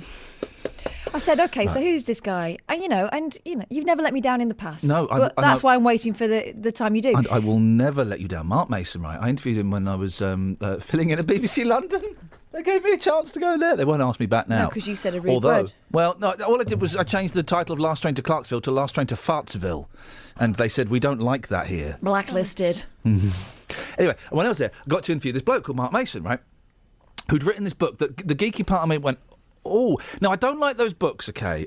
Mark's on the line. Let's bring him into the conversation. Morning, Mark. Hi, Mark. Iain, I feel like I'm a defendant in the dock here. You are, mate. Listen, don't let me down. I've had to bat hard for you. Oh, that came out wrong. No, listen. When the first time we met, you were talking about. Now it was the book. I can't remember the title of it. It was the book about walking the underground, wasn't it? That was Walk the Lines. Yeah. Walk the Lines. Now, immediately the geeky part of me went, oh, this sounds good. I don't like those books, Mark, those challenge books where it's walking around Ireland with a fridge. It was the guy. I know what you mean, Iain. I know what you mean, and that's why. And I can understand Catherine's scepticism. I have to say, Catherine, I appreciate And in fact, my partner just came downstairs having heard what you were saying, and she said, "Yeah, poor me indeed." Exactly. Do you know why? But it's not about the challenge; it's about the facts. For instance, with this, I mean, the Walk the Lines book is a book about London, and the device. There've been tens of thousands of books about London. What are you going to do that's different? Yeah. I walked the whole tube system overground. It's packed with lots of my reflections on London, lots of trivia about London. This one, it's not about the postcode areas. This one's called Mail, because the Walk in the Lines one is also about you being very, very tired and having sore feet. There's lots of it is about him having sore, wet feet, I seem to remember. This one, Male Obsession, this is a journey around Britain. Now, this is what put Catherine off, and I know that you have a partner who, I'm guessing, we'll get onto that in a minute, tolerates your indulgences. He does, yeah. The subtitle is A Journey Around Britain by Postcode. Now, I was looking for a way of doing, there's a load of trivia about Britain. Instead of just saying there's loads of incredible history and trivia and facts and curious tales about Britain, let's just put them all in a book. You need a device. And I realised there are 124 postcode areas. See, already I'm in. Already I'm in with that geeky number. I'm in, yeah. You see, it's about the right sort of number. If there was 1,000, it would be too many for a book. If there were 12, it wouldn't be enough. 124. So I've gone around the country and taken at least one fact. In most cases, it's more than one, but at least one fact from each area. For instance, in your manor, on your patch. Here we go. He's good. He knows how to work it. Go on. Well, what reminded me of this thing was that one of your listeners has tweeted, he very kindly tweeted I was coming out, and one of them replied, yeah, I'm in MK, the Milton Keynes postcode area. Yeah. Now, your fact about that is that Acts of Parliament are still written on genuine vellum, and the place that the authorities get it from, which costs £130,000 a year, is in Milton Keynes. The firm that makes the vellum, which is a bit like parchment, it's one of those very old-fashioned I was about to ask, what the hell is vellum? We're all sat here going, what? It's basically animal skin. What? Parchment and vellum are basically the same sort of stuff. Yeah. And you know, back in centuries past, they used to write it up and roll it up on these things. They still do it. And there was a move a couple of years ago that said, look, this is ridiculously old-fashioned. When we pass a new Act of Parliament, we don't have to write it out on one of these. But they still do it, and they roll it up. And there's a room, temperature-controlled room at Parliament, 16.5 degrees centigrade. If you want to fact, Ian, I think the geek in you might like that. Thank you, sir. My ears have pricked up. It's stored there. The longest act ever was the 1782 Land Tax Act. If you unroll that, it's a quarter of a mile long. Oh, come on! And it's made of animal skin. It's longer than Parliament, if you want. Flipping heck. And so every act, like even if they... I can't think of any recent acts, as I'm not politically minded, but if they made an act today, they'd have to go to Milton Keynes, get this vellum, and then write it on there. Yeah, they don't go to Milton Keynes to do the writing yet. I think Milton Keynes sent it. But yeah, so there's that sort of stuff. So there's historical stuff like that. Another fact from your patch, and this I promise you, I'm not just saying this in every interview I do about the book. I promise you, Ian, this is one of my favourite facts in the book. Okay. The LU, Luton postcode area. Okay, local and vocal, yes. Nick Owen, as in dear old Nick, who used to be on the sofa with Anne Diamond. Nick Owen, yes. Of course, a lot of people around the Luton area will know that Nick Owen is a big Luton Town fan. And there is indeed a Nick Owen lounge at Luton Town's football club, at the ground. Mm-hmm. Nick Owen was once refused entry to the Nick Owen lounge at Luton Town's ground. You see, Catherine, you're in now. I remember this. Now, hang on a second, Mark. Let's just see if this tallies up, OK? Catherine, why was Nick Owen refused entry to the Nick Owen lounge? Was he drunk and swearing again? No, it was Chocker. They didn't recognise him, clearly. It was Chock-a-Block. Is that true, Mark?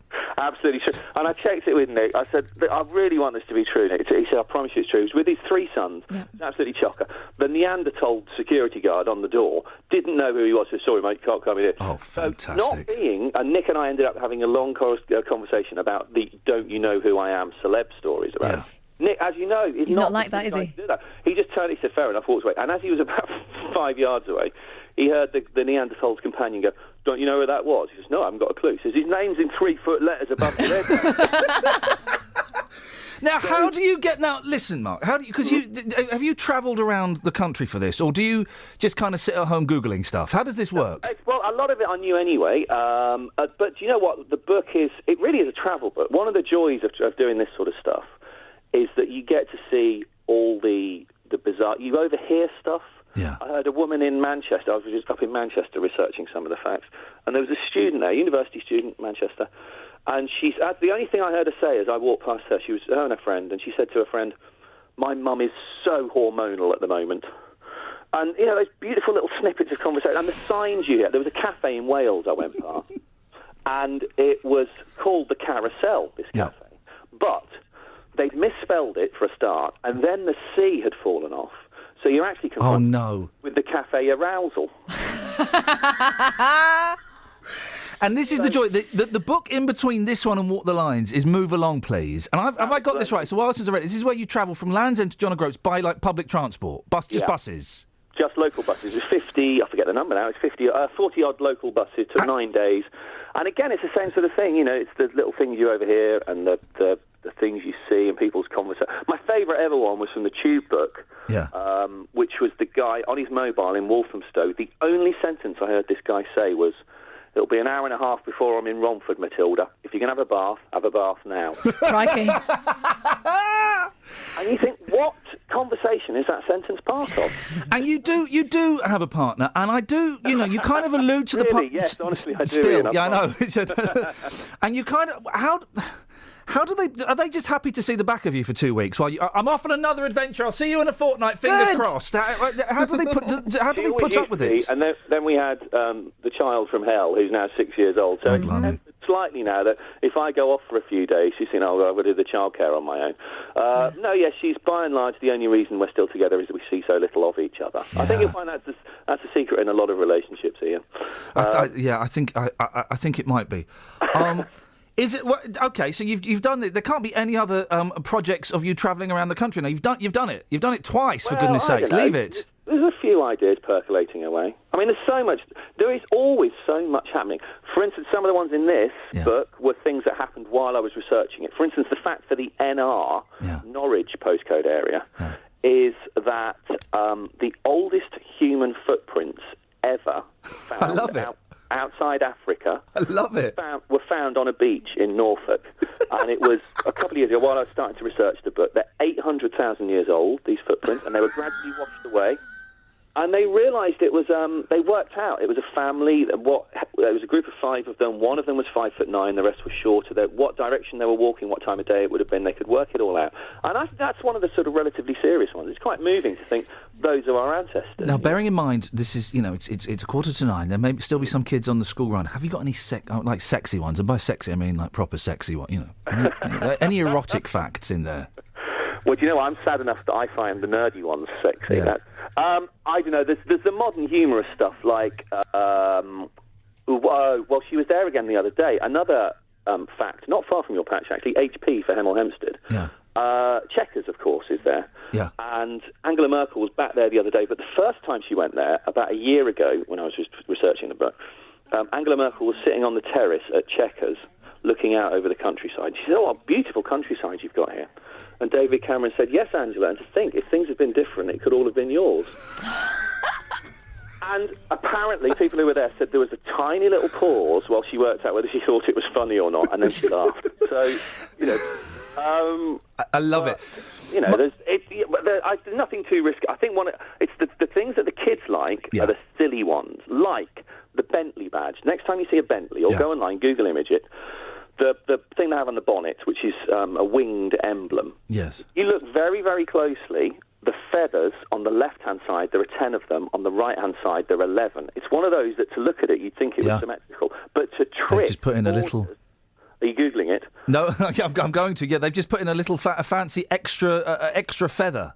To trick would-be forgers. When they came up with the design about a century ago now, Bentley said, well, if anyone tries to copy it, we'll put in this tiny little, what you would call a mistake. Yeah. So if anyone copies it, they'll no doubt get that wrong, and we'll know it's a forgery. Mark, listen, thank you for playing the game. I heard there's a brilliant interview with Chrissie Hynde doing the round. Indulge me with this tangent for a second. Go on. Where she's talking about her new book, right? It's really awkward. And the guy's going, well, tell us about this story that's in the book. She says, no, I'm not. I spent years writing this book. I'm not going to tell you any of the stories that I've written about. Go and buy the book. I'll talk about it. I'm not going to. So I appreciate you playing the game and telling us some of the facts. The book is Male Obsession: A Journey Around Britain by Postcode. This is your website, isn't it? The Importance of Being Trivial.com. Yeah, that was the first non-fiction book. That was a look at why we're obsessed, and it absolutely shows you and Catherine here. It shows why it tends to be men that are obsessed with trivia and remember this stuff. Do you know what? It tends to be the women, their partners, going, "What's all this about?" By the way, I'm going to do a little bit of not playing the game now. If people want to know why the Jack Russell is white, they have to buy the book, and that's the one I'm not going to tell you. And that's the one that's going to sell it. Everyone's going to flip her neck. If you go to the importance of being trivial.com, I've not read that the trivial one, so I'm going to get that You can get the books there, also Amazon and all of that. The new one is Male Obsession. It's by Mark Mason. I thoroughly recommend, while you're buying that, they must be cheaper now. Get Move Along, Please, and Walk the Lines, because they're cracking reads. And you're doing a few signings as well. I think I'm going to come and see you November the 3rd or something. I think we said. Very good, Ian. Yeah, November the 3rd, Waterstones in Windsor. Brilliant. If anyone's going up to London, there's a couple I'm doing in London. They can have a look on the website, theimportanceofbeingtrivial.com. Also, the Twitter, @WalkTheLinesLDN. Brilliant. Mark, listen, it's so nice to talk to you, mate, and I'm so glad you write this stuff, because I genuinely think you're absolutely brilliant, and I really appreciate it. We appreciate that. Cheers. Thank you, Mark. Take care. Ta-ta. Ian, all the best. There you go. You see? Fair enough. I told you, didn't I? Oh, it just makes me laugh. It's like proper geeky, but just on the right, it's on the side that everybody can embrace. It's Mark Mason there. And the book is Male Obsession, A Journey Round Britain by Postcode. Let's get the travel. Travel news for beds, cards and bugs. BBC Three Counties Radio. The A1 Great North Road is very slow southbound approaching the Black Cat roundabout because of an accident there earlier, and it's causing delays from the Kimbolton turnoff. And the A1M is slow southbound from junction 8 for Hitchin to 7 for Stevenage. It's also busy on the M1 southbound from junction 12 for Flitwick, where the roadworks are, and the A5 southbound from Markyate from Lynch Hill towards the M1 at junction 9 from Redbourne. It's looking very slow too on the speed sensors. In Beaconsfield, Amersham Road's been partially blocked by a breakdown between Longbottom Lane and the A40 London Road, which is causing delays from Magpie Lane, and the A40 London Road at High Wycombe's also looking slow in both directions. There's no reported problems on the trains at the moment though. Samantha Bruff, BBC Three Counties Radio. Sammy, thank you very much indeed. 8:46, Thursday the 15th of October. I'm Iain Lee. These are your headlines on BBC Three Counties Radio. Tesco has announced it's abandoning 14 proposed sites for supermarkets and selling the land for housing. They include a site on London Road in St Albans. A retired Hertfordshire policeman has been told to expect a prison sentence after being found guilty of sexually abusing a young girl 45 years ago. And a family who moved to Stopfold in Bedfordshire have criticised the lack of school spaces and say they're being left with no option but to homeschool their 5-year-old. Let's get the weather! Beds, Hearts and Bucks weather. BBC Three Counties Radio. Hello, very good morning to you. It's quite a cloudy start to the day for some areas. A few pockets of brightness around though, but temperatures not as low as they were yesterday. Now we are going to see some showers today, so pop your brolly in your bag if you're heading out the door right now. Most of the showers will tend to be quite light. We could have the odd sharper one perhaps towards parts of Hertfordshire in particular. Top temperatures today only up to a fairly cool 12 or 13 Celsius, that's 55 in Fahrenheit, and that rather chilly northeasterly breeze is still going to be with us as well. Now as we head through into this evening and overnight, the showers will gradually fade away, I think. Temperatures again down to around 7 or 8 degrees Celsius. Good few clear spells, but an awful lot of cloud overnight too. And then tomorrow probably a dry day, but it will feel really rather cloudy. Again, a few pockets of brightness here and there. Top temperatures 12 or 13 Celsius, and the wind is going to pick up as well. So really quite cool and exposure to that. No big changes over the course of the weekend, but there will be a few showers at times. That's the forecast. Cheers, Elizabeth. Every weekday from 3. It's not just about what we bring you. Starting off on the M25, it's particularly heavy moving anti-clockwise. It's also about what you bring us. In the end, I could only eat off my ironing board. Your stories. Every room in the house was I was climbing over mountains of rubbish. Your humour. There's a reason why you earn the big bucks, you see. That sort of insightful comment is exactly right. Your opinions. Well, the culture's got to change because the police can't do it and the traffic wardens are so busy. So the culture has to change. I think parents do change into different human beings when they are picking their kids up. Roberto Perroni. And everyone across Beds, Hearts and Bucks. Weekdays from 3 on BBC Three Counties Radio. There we go. We just sold at least 3 books. Rebecca says she's just ordered one. And there's 2 people on Twitter, so they just ordered one. So there you go. We just sold 2 books. Do we get a kickback from that? No, but I did get a free book. I mean, I got a press copy. A press copy. Right, I was sent a press copy. Yes, of course, it's how it works. Well, what about me? But the thing is, we get sent free books all the time. Kelly got sent a free book about ladies or something from history. I always get sent stuff like that. But you that. get sent rubbish stuff. Yeah. Hence BBC Introducing. But I'm the only one that reads and I get sent out. I get sent a load of books. Most of them are rubbish, but when they're good, we'll get them on and we'll have a little bit of a... That's a good stretch. A very nice stretch there, are you? Oh dear, I just saw what you look like on the toilet. How charming. I've peeked. Good. It's all right, we've only got 10 minutes left. There we go. Kelly's leaving, by the way, so we're auditioning. But this is genuine. This isn't like he's doing a thing and Paul Scoins comes and takes over. This is a genuine. She's actually leaving. She is actually leaving to go and work in the canteens at BBC Coventry and Warwickshire. Have you been practising your patter? Yeah. Kid, do you want to have a bit of that sloppy with that? Mash or chips? I'm going to be one of the miserable ones. I'm going to stand there and be like, gravy. Good. That's good. I think you'll be bang on. Well, this is all very exciting. So we are auditioning for new Kelly Betts, and we've got Grumpy Jamie is coming in on Monday at 6 o'clock. Right, Geezer. Ribena Rosie's coming in. Ribena, if you want to come in Monday at 7 o'clock, you're more than welcome. We'll be holding open. It's like when one of Hearsay left, and they replaced them with, in the end it was a fix. They replaced them with a dancer. Do you see where this is going? It's a fix. They replaced them with Johnny Silver Twinkles, or whatever he was called. He was Johnny a dancer. Silvertoes, yeah. He was a dancer for them.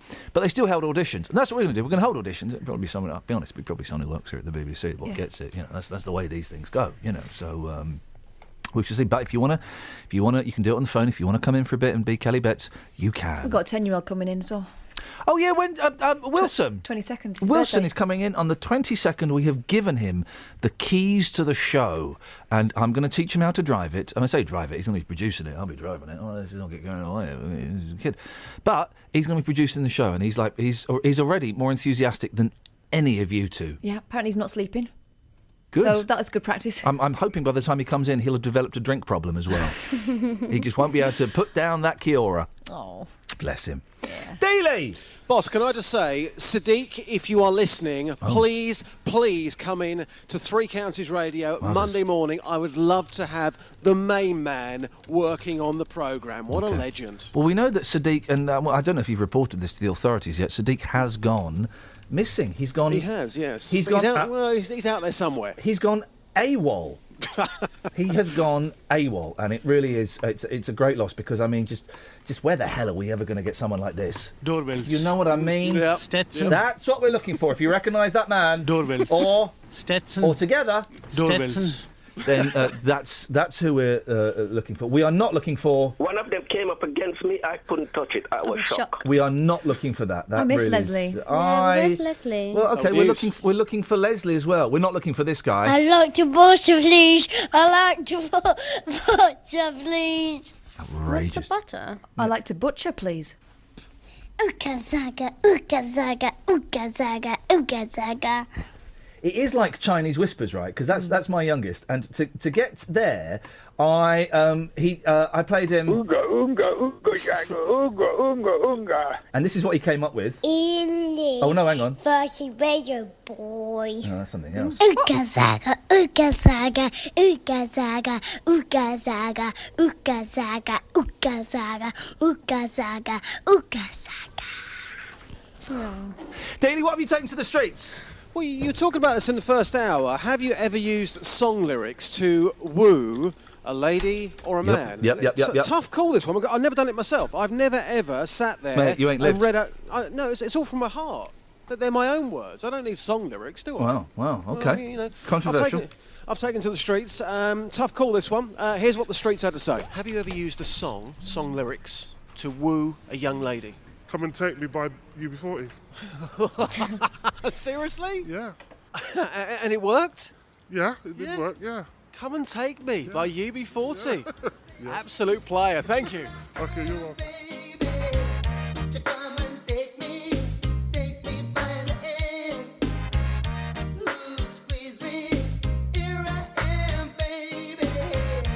James, it wasn't you, but your friend used The Lion King to woo a lady. This is incredible. Tell us what happened. I believe that they were reacting what they'd seen on the stage. Yeah. They'd been out and they were just proving their masculinity. And I think it worked. The Lion King. Thank you. Pleasure. Kaka, you've wooed a girl with a song, some song lyrics. Tell us about the song. Wham. Yeah. I'm your man. And it worked, yeah? It is, yeah. And it just worked. You got the girl, yeah? Oh, that's right, yeah. Thanks, Kaka. Cheers. That's how, man. I'm your man. Michael, your husband, read some lyrics to you to woo you. Can you give us the song title? I only called to say I love you. Oh, I just called to say I love you, Stevie Wonder. Yep. We were in the Fox at Harpenden. Oh, yeah. Having a meal. Yeah. And, well, you know, you feel a bit embarrassed at first, but it was lovely. So he just sat there in front of you and he just started reading out the words to Stevie Wonder, I just called to say I love you. He did. Yeah. Well, was it a bit weird, though, because he wasn't actually calling you? No. Yeah, that was fine. Yeah. And it worked? It certainly did. Made you go a little bit weak at the knees, yeah? Well, more than that. You are a legend. Thank you, madam. That's quite all right. Excellent stuff, Justin. It turns out that there's a lot of romantic people out there, Geezer. Lots of romance on the streets of Beds, Herts and Bucks. Yes. It's a very, very sticky place to walk. Now, 03459 455 555 is the old telephone number if you want to give us a call. Pamela's on the line. Morning, Pamela. Good morning. Ever used a song for your own personal advantage? Maybe to get someone into bed, into the house, maybe to get a new job, maybe to get a good mark at school. What happened to you? Well, my little 7-year-old came home and she said, Mummy, can I take a poem to school? And I said, yes, certainly. I've got quite a few that I'd written. So off she went, forgot everything about it, and then about 4 weeks later she came home and she said, Mum, I've had one of my poems. It's been put in a book. Oh. So can we buy it? And I said, oh, yes, sir. Yeah, that's great. Oh, I'm so proud. Anyway, the book came home. What page? Page 59. So I opened Good it page, and I looked. the key page. 59. Yeah. And I thought, hang on a minute. And it got my poem, aged 7. Oh! And was it? And you'd written this poem with your own fair hand, had you? My own fair hand. And But it had. the thing is, I thought it was very sophisticated. And I thought, well, that's a bit strange. Why would they put my poem in there with aged 7? Anyway, And was it your name or her name in there? It was her name. Oh, she's a little. She's done a Raj. That's outrageous. It's completely outrageous, but I've still got the book, and I'm still very proud to say that I am a published author. Well, technically you're not. She is. Well, this is it. But I said to her, you know, what you should have written your own. She said, well, I did. She said, I copied yours. They said all I had to do was write a poem. Oh. Now, listen, I don't allow poetry on the radio. I think it's stinky. But could you recite any of the lines of that poem today that your daughter wrote? No, I can't. I'm so sorry. It was about prejudice. And it was very, very sophisticated for a 7-year-old. Thank you very much indeed. In many ways, it's good. Pamela, thank you. Do you know what? I think that's a double whammy.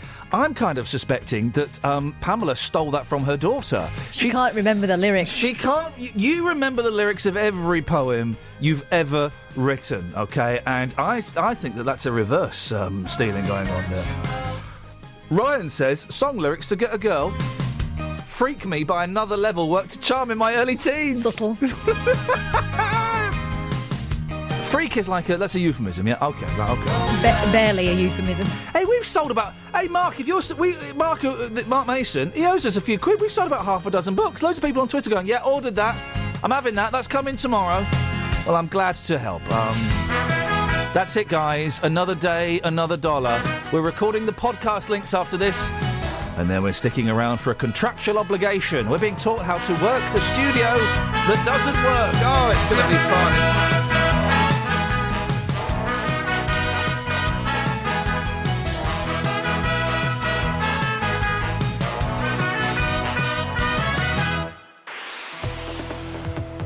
Travel news for beds, cards and bugs. BBC Three Counties Radio. There are still delays on the A1 Great North Road approaching the Black Cat roundabout from the Kimbolton turn-off, and that's because of an accident earlier on at the roundabout. The A1 northbound's looking very busy at junction 6 for Welwyn Garden City, and that's possibly because of diversions and queues on the M1 earlier. And the A10 into London's looking slow from the Baltimore Lane towards Southbury Road because of the roadworks at Carter Hatch Lane. Also, it's busy on Amersham Road in Beaconsfield because it's been partially blocked by a breakdown between Longbottom Lane and the A40 London Road. It's causing a queue back from Magpie Lane. And on the M25, it's very slow anti-clockwise from junction 18 for Chorleywood to 16 for the M40. Samantha Breath, BBC Three Counties Radio. Sammy, thank you very much indeed. That's it. That's your lot, guys. Don't forget, Kelly Betts is leaving at the end of the month. Sing hosannas. I mean, that's bad news. We are auditioning for new Kelly Betts. Kelly, just shout very loudly like a phrase or something that maybe people can be working on over the next 24 hours to... Sup, player? There we go, you see, guys. That's your in. If you can get that, then maybe you're onto something. Thank you, Kelly. Thank you, Catherine. Thank you, Just. Back tomorrow at 6. Till then, from us, ta-ta. Local and vocal across beds, hearts and bucks. This is BBC Three Counties Radio. Sup, player? Thank you, Iain. Good morning. Welcome to the JVS show. I'm Jonathan Vernon-Smith. It's Thursday, it's 9 o'clock, and on today's Big Phone-In, are the police winning the war against antisocial dirt bike riders where you live? The Chief Inspector for Community Policing in central Bedfordshire has told BBC Three Counties Radio they may be winning the war against antisocial dirt bike and mini-moto riders. Gavin Hughes-Rowlands has told Ian Lee a recent impact operation saw the force removing vehicles from antisocial offenders. Meanwhile, the Metropolitan Police have been accused of going soft on antisocial riding as they won't always chase offenders without helmets in case the pursuit ends in a serious accident. Locally, the Police Federation say riders are exploiting health and safety concerns by choosing to ride without any head protection here in Beds, Herts and Bucks. Well, I want to hear your thoughts on this. Are the police winning the war against antisocial dirt bike riders where you live? Here's my telephone number for your call, for your story, for your experience. It's 03459 455 555. This is the JVS show on BBC Three Counties Radio. I'll take your call in just a second, but first let's get the latest BBC News at 9 o'clock. Here's Simon Oxley. The headlines: Tesco sells off land for St Albans supermarket, former Hertfordshire police officer facing jail sentence, and family criticise lack of school places in Bedfordshire. BBC Three Counties Radio. Britain's largest retailer, Hertfordshire-based Tesco, has announced it's abandoning 14 proposed sites for supermarkets and selling the land for housing for £250 million. The sites are across London and the South East and include a site on London Road in St Albans. Here's the BBC's business editor, Carmel Ahmed. Tesco has sent a fresh signal that the endless space race to build more supermarkets is over. Senior sources close to the business have told me that up to 10,000 homes could be built on the 14 sites which have been sold for £250 million. The sites are across London and the southeast of England, as well as one in Bath. Lucrative areas where the building of much-needed homes could bring considerable profits. They are part of nearly 50 projects Tesco said it was abandoning earlier this year, many of which are now derelict and remain unsold. A retired Hertfordshire policeman has been told to expect a prison sentence after being found guilty of sexually abusing a young girl 45 years ago. St Albans Crown Court heard that John Peck, now 80, started a relationship with the victim in Welwyn Garden City when she was aged 14 and he was 34. The victim, now 60, only came forward in 2013 after seeing news reports about the Jimmy Savile scandal. The Education Secretary, Nicky Morgan, is expected to approve the first new grammar school site for 50 years. The school will open in Kent. It will get round a law against new grammar schools by operating as an annex of an existing school. A family who moved to Stotfold in Bedfordshire say they're being left with no option but to homeschool their 5-year-old because she's too young to go in a taxi on her own to the nearest school, which has spaces. Central Bedfordshire Council say 225 new lower school places have been created in Stotfold in the last year, and it's secured land to build a new school ahead of more homes being built. But Dad Owen Andrew says the town can't cope. We are now aware of a new development that's been proposed that is in fact going up right behind our house, and that's awaiting planning permission. There's a big protest against this, and one of the reasons against it is because of the infrastructure of Stotfold that can't support any more homes as it is at the moment. And this is one element